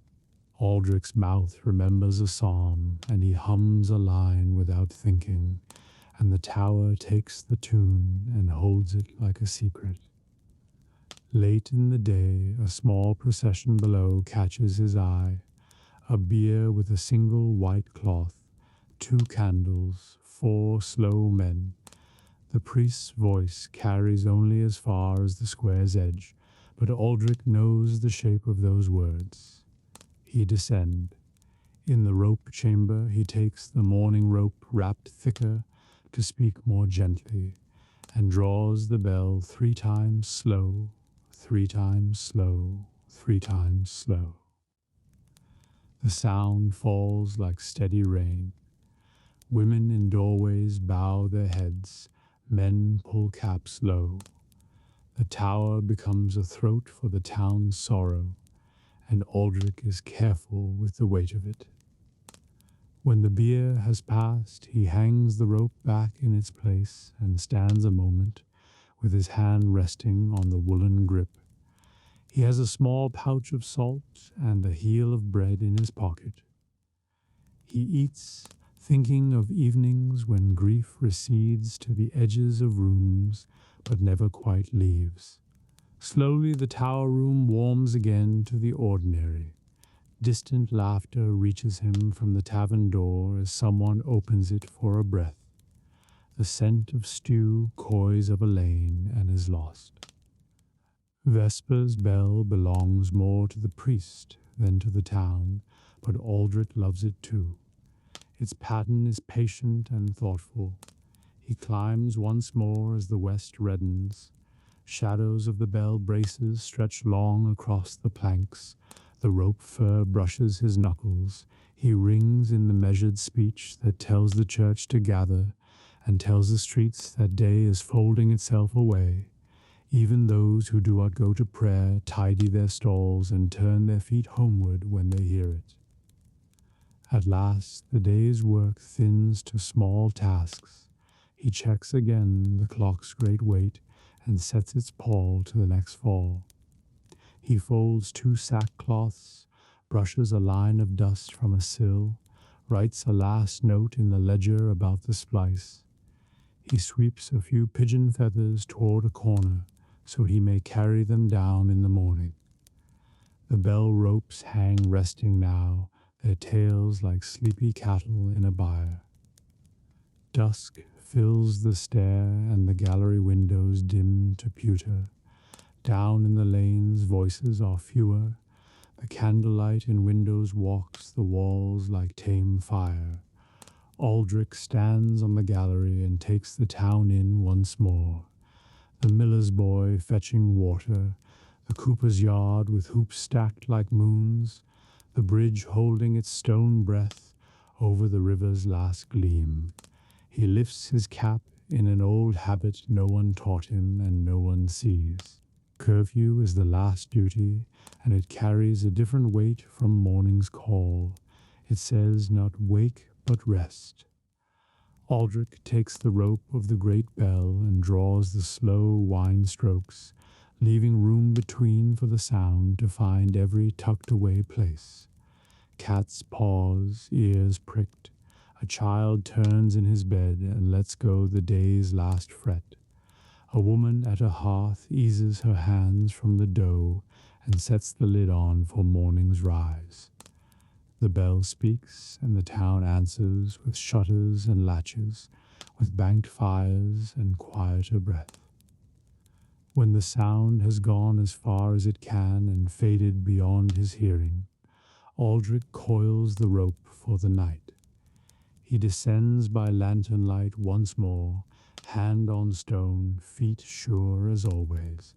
At the door he sets the iron bar and checks it twice, then blows the lantern out so the tower's dark may be complete. Outside, the square is a map of small islands of flame and small pools of dark. The tower stands behind him like a resting animal. He walks home by the lane that smells of old wood and damp lime. Those he passes lift a hand, and he lifts his. No one speaks loudly. The day has been said and answered, and night now is a cup to drink from quietly. Aldrich thinks of the bells above him in their nests of oak and iron, the ropes sleeping, the clock's heart taking its careful, invisible steps toward midnight. In his small room he eats a stew warmed on coals and a heel of bread with a scrape of fat. He washes his hands in a bowl and looks at the faint red burns the rope left in his palms. the little hairs of hemp caught like yellow threads. He rubs a smear of beeswax into the skin, and it eases. He lies down, hearing in the bone of his head the memory of the day's notes strung like beads. Dawn, work, noon, sorrow, prayer, rest. When sleep takes him, it is with the sense of height and air and the steady companionship of stone. The tower holds the town and is held by it in return. Tomorrow, Aldrich will wake and climb, and the bells will speak again as they always have, voices of metal and wood and wind carrying through lanes, across water and into fields, telling of I and of belonging. For now the night closes around the tower and the town alike, and all things are measured by the slow, kind silence between the strokes. At the far edge of the market quarter, where the cobbles give way to packed earth and sheds lean together like old neighbors, stands the potter's yard. It is a place of clay and quiet fire, of slow shaping hands and heat that turns earth to something lasting. A low wall encloses the yard, and over its gate hangs a sign carved with a simple jug. Inside, the smell is a mix of damp earth, wood smoke, and the faint metallic tang of cooling glaze. Before dawn, the potter, Marceline, wakes. He is a broad-shouldered man with arms shaped by years of wedging clay and hefting jugs. His clothes are plain, patched with clay stains that will never wash out. He crosses the yard in boots whitened by dried slip, lantern swinging in one hand. The kiln still breathes faint warmth from yesterday's firing. A soft red glow winks in the cracks. Marceline smiles, another good night's burn. He begins by turning the wheel where unfinished bowls dried overnight. Each piece is lifted gently, checked for cracks, and set on boards in the morning air. The clay smells cool and clean, damp as a riverbank. He hums under his breath while he works, a tune as slow as the wheels spin. From a covered pit he digs fresh clay, heavy and cold, and wedges it on a low table, folding and pressing until it is smooth and free of bubbles. The workshop is simple but orderly. A long bench holds tools, ribs of wood and bone, wire cutters, small knives, and a sponge dark with use. Shelves climb the walls, lined with jugs, mugs, and platters in various stages, some soft and pale, some dry and chalky, some already glazed with colors dulled until fire wakes them. Against one wall squats the great kiln, built of brick and clay, its arched mouth dark for now but still whispering heat. As dawn brightens, Marceline's apprentice arrives. Young Etienne, sleepy-eyed but eager, he carries a basket of sticks for the kiln and greets his master with a grin. Marceline points him to the wheel. The boy begins to center a lump of clay, hands clumsy at first, but improving under the patient gaze of his teacher. The wheel hums, the clay rises, and a simple cup begins to take shape. Marceline sits at his own wheel. His hands are sure, coaxing a tall jug from a heavy mound. Water slicks the clay, gleaming in morning light. With each gentle pull, the form lifts, base widening, neck narrowing, lip flaring. He speaks softly to Etienne about pressure and balance, about listening to the clay as much as commanding it. The boy nods, though most of his understanding comes through the slow apprenticeship of watching and trying. When a shape pleases him, Marcelin wires it free from the wheel and sets it on a bat to firm. He moves on to another, hands rhythmic, patient. Clay work is it rushed. Between pieces he checks yesterday's glaze tests. Small tiles dipped in varying mixtures of ash, copper, and lead, now cooled from the kiln. He rubs one with a thumb and smiles at the green sheen where copper caught well. By mid-morning, the yard comes alive with small visitors. A neighbor brings warm bread in thanks for a mended water jar.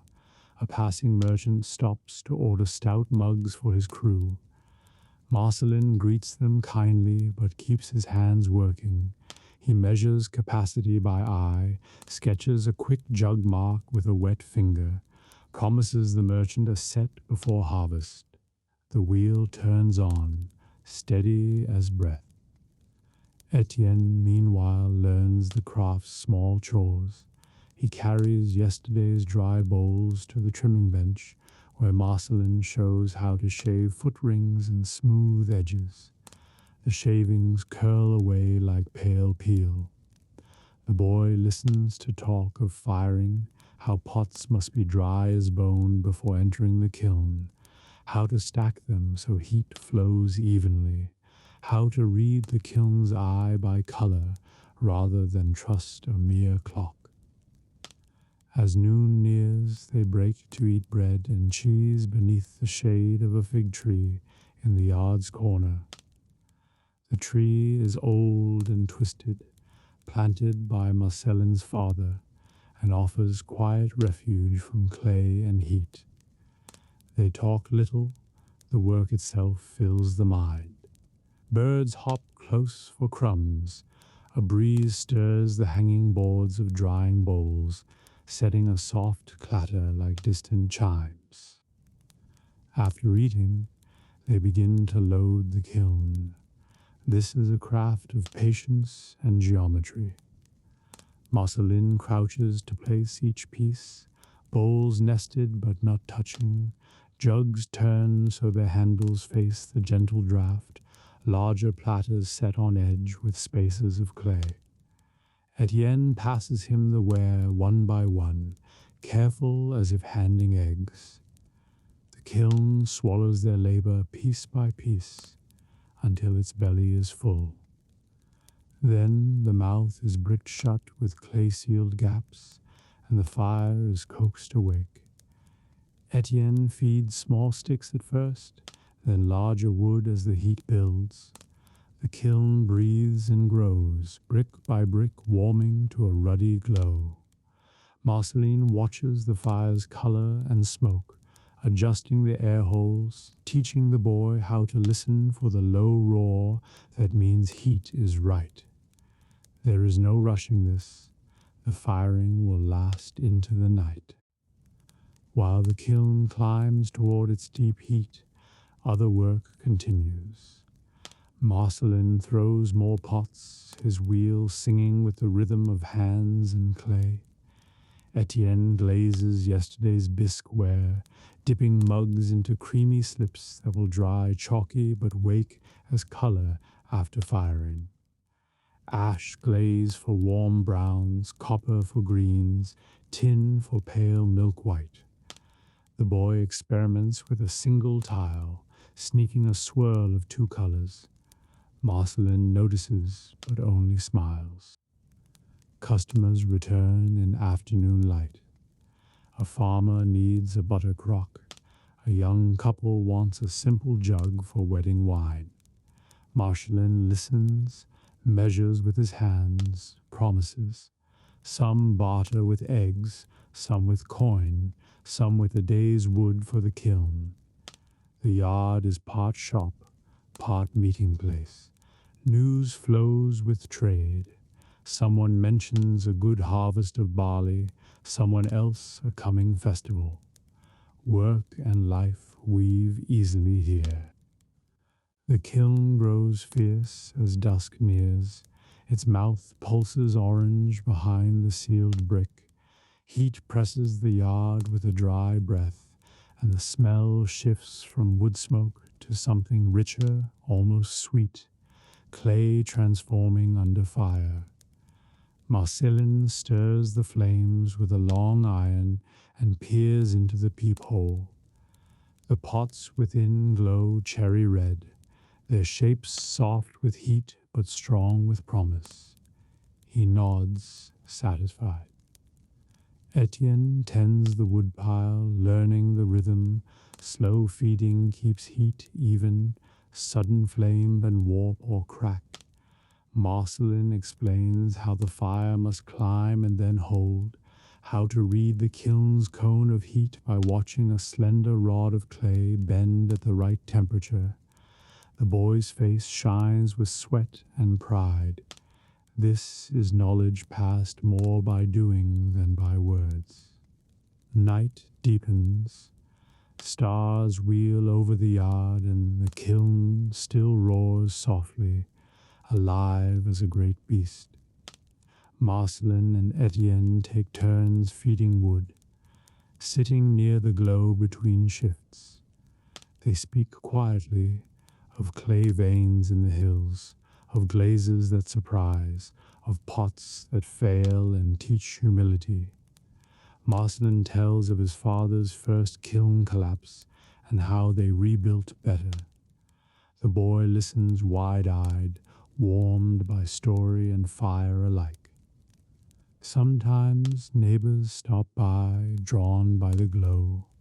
A cobbler brings ale and stays to watch a while, swapping gossip. A baker's wife brings sweet rolls for the long night. Children peer through the fence, marveling at the dragon breath of flame. The yard becomes a little festival of its own, quiet but companionable. When the firing reaches its peak, Marcellin closes vents and lets the heat soak deep. He knows by feel and by sight when enough has been done. Then the long wait begins.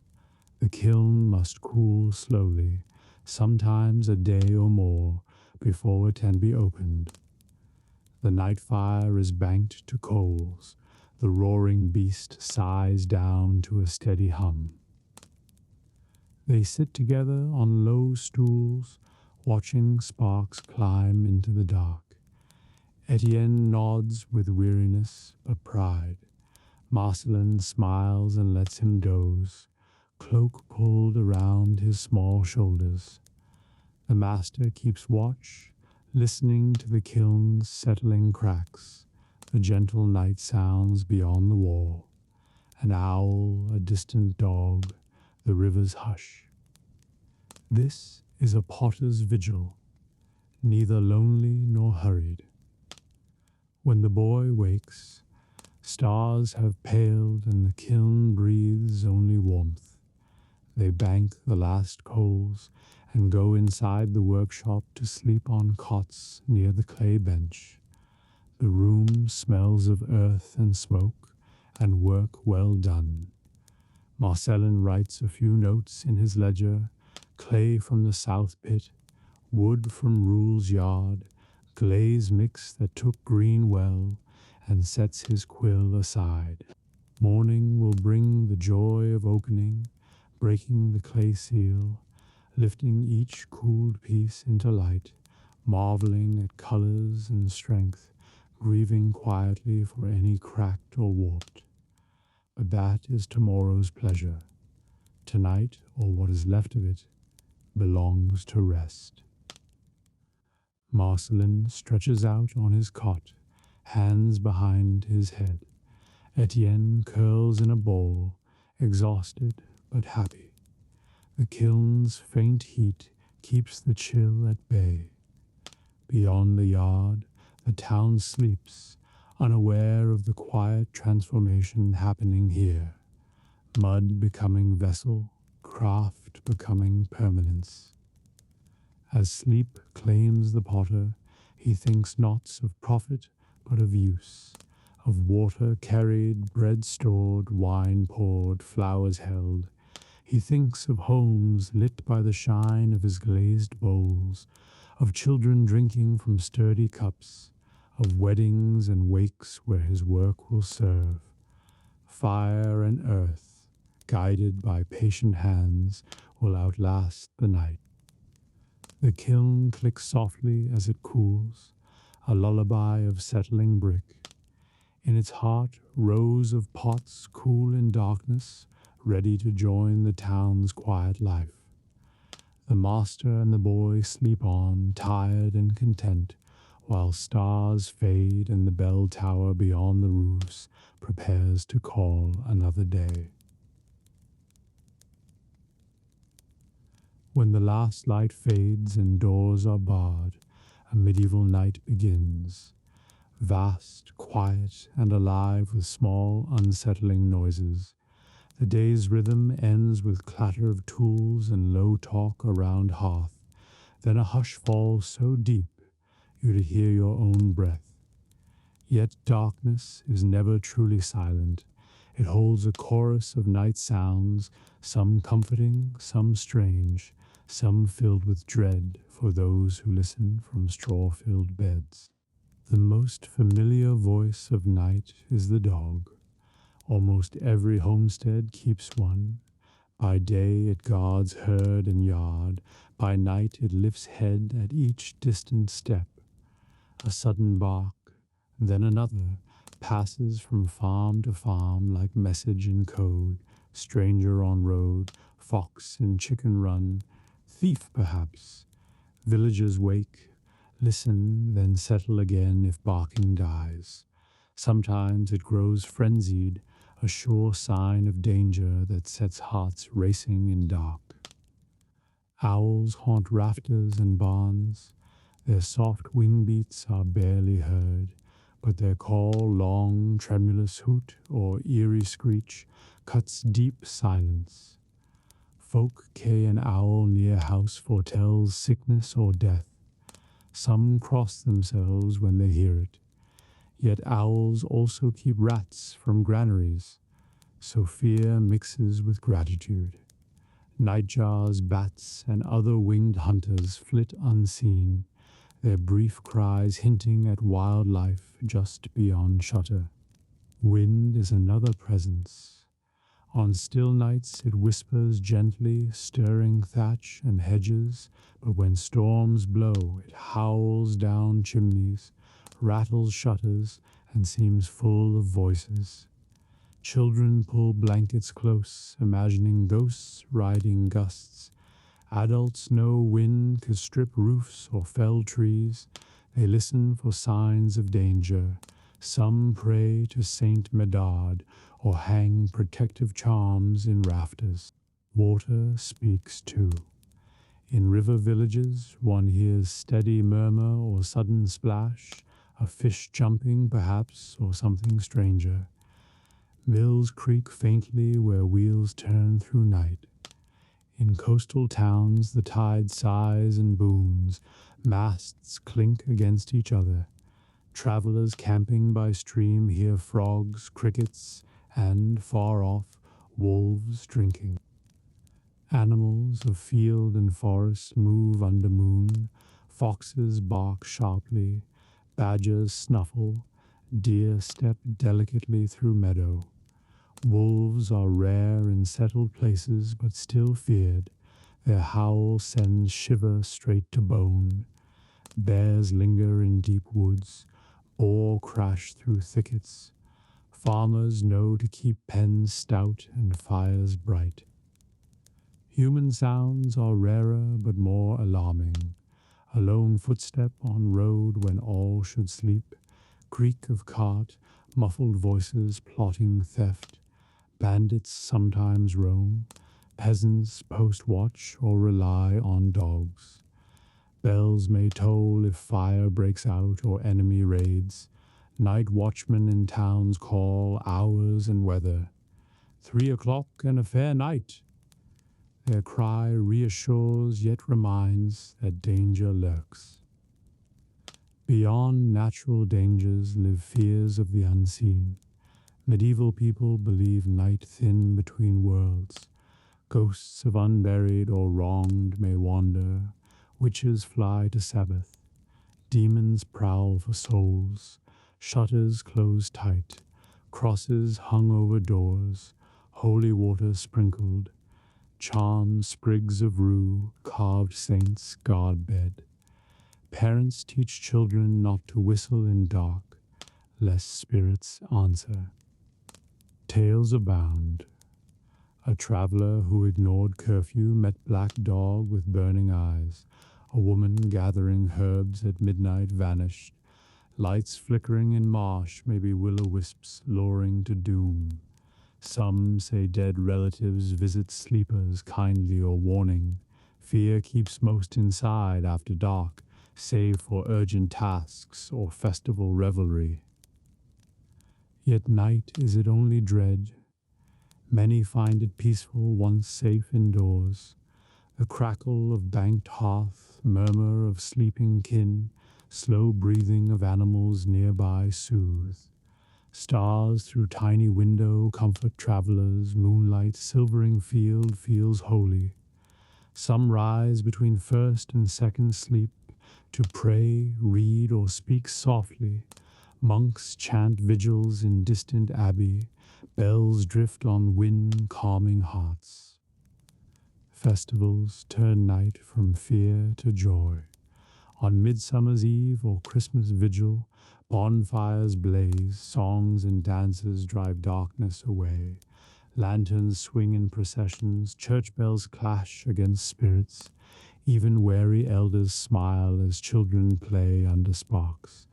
Such nights remind all that community outshines fear.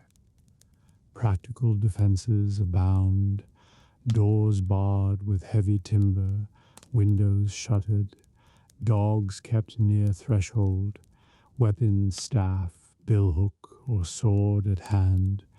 In towns, watch patrols with lanterns and horns. Villages sometimes light beacons or gather men if trouble known. Safety is shared work. Fear is eased by preparation. Dreams carry their own weight. People believe night visions can warn or heal. Some pray to remember, others to forget. Bad dreams blamed on demons, overeating, or spirits. Good ones from saints or angels. Charms under pillow, prayers before sleep, or placing knife beneath mattress protect dreamer. Night also invites intimacy. Couples whisper secrets. Parents tell tales. Siblings laugh under covers. Firelight softens hard days' edges. Dark hides poverty and toil. Here bonds strengthen unseen. In noble houses, retainers talk quietly in guardrooms. Lords and ladies speak of plans or worries beyond hall's ears. Darkness makes listeners equal. Season colors these hours. Winter nights are longest and coldest, full of wind and wolves, but also snug fires and shared blankets. Spring carries damp scents and frog song. Travelers risk boggy paths. Summer nights are short, warm, lively with insects and festivals. Autumn grows eerie with mists, harvest fires, and migrating birds crying overhead. Each has its own mood. So picture medieval darkness, not as empty void, but as living tapestry.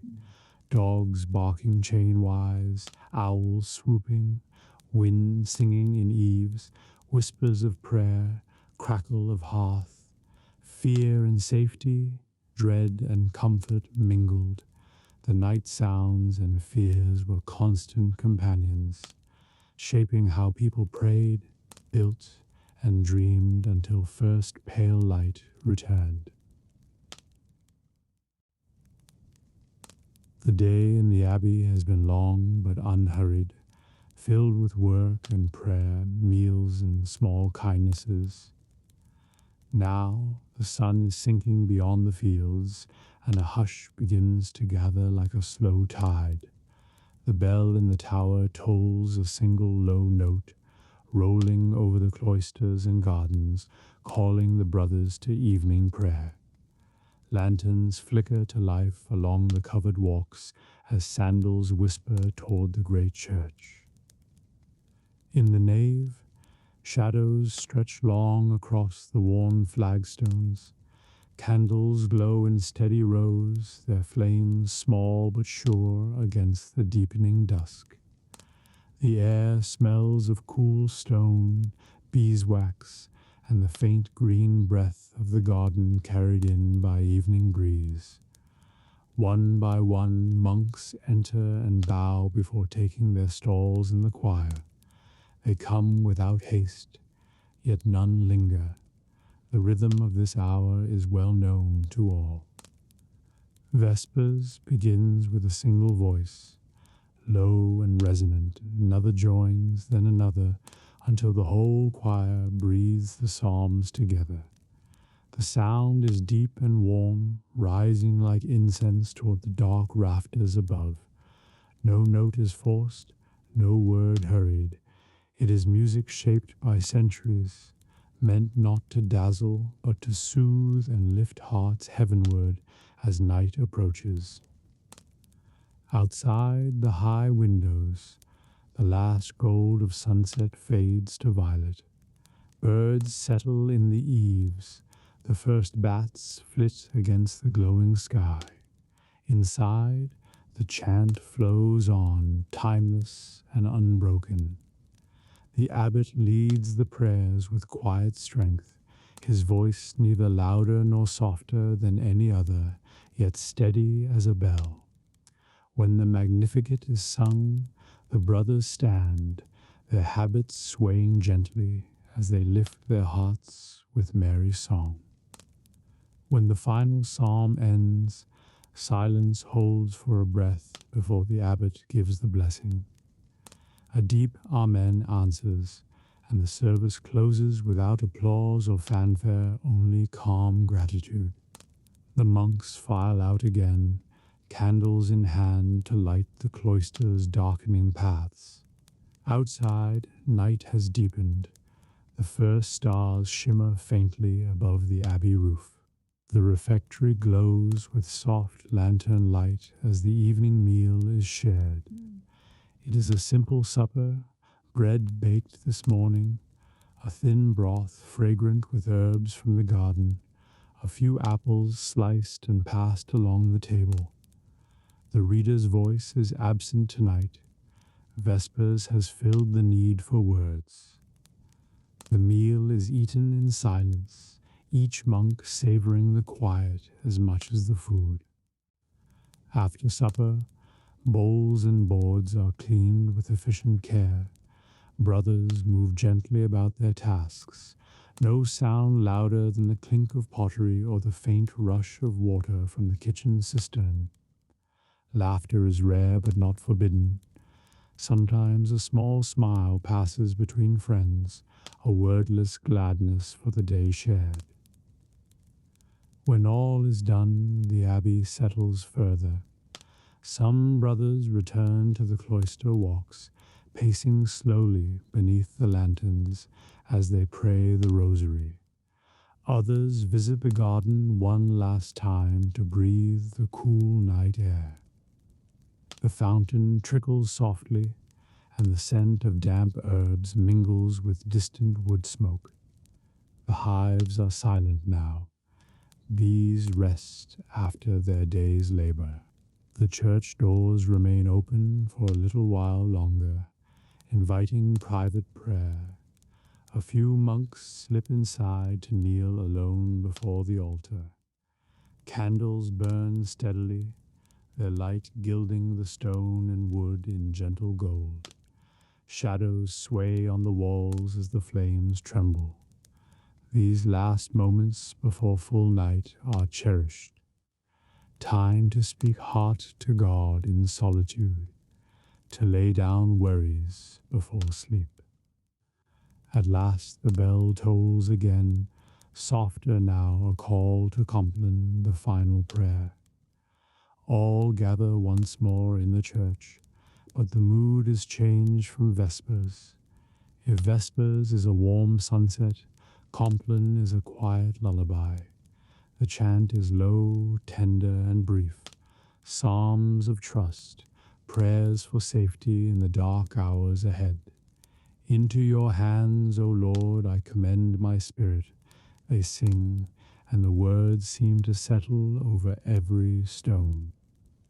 When the last note fades, the abbot sprinkles holy water down the rows, blessing each brother. Heads bow, a faint sigh of peace ripples through the gathered men. Then the candles are carried out, and the church darkens behind them, left with only the steady glow of the sanctuary lamp. The cloisters now are quiet but alive with soft light.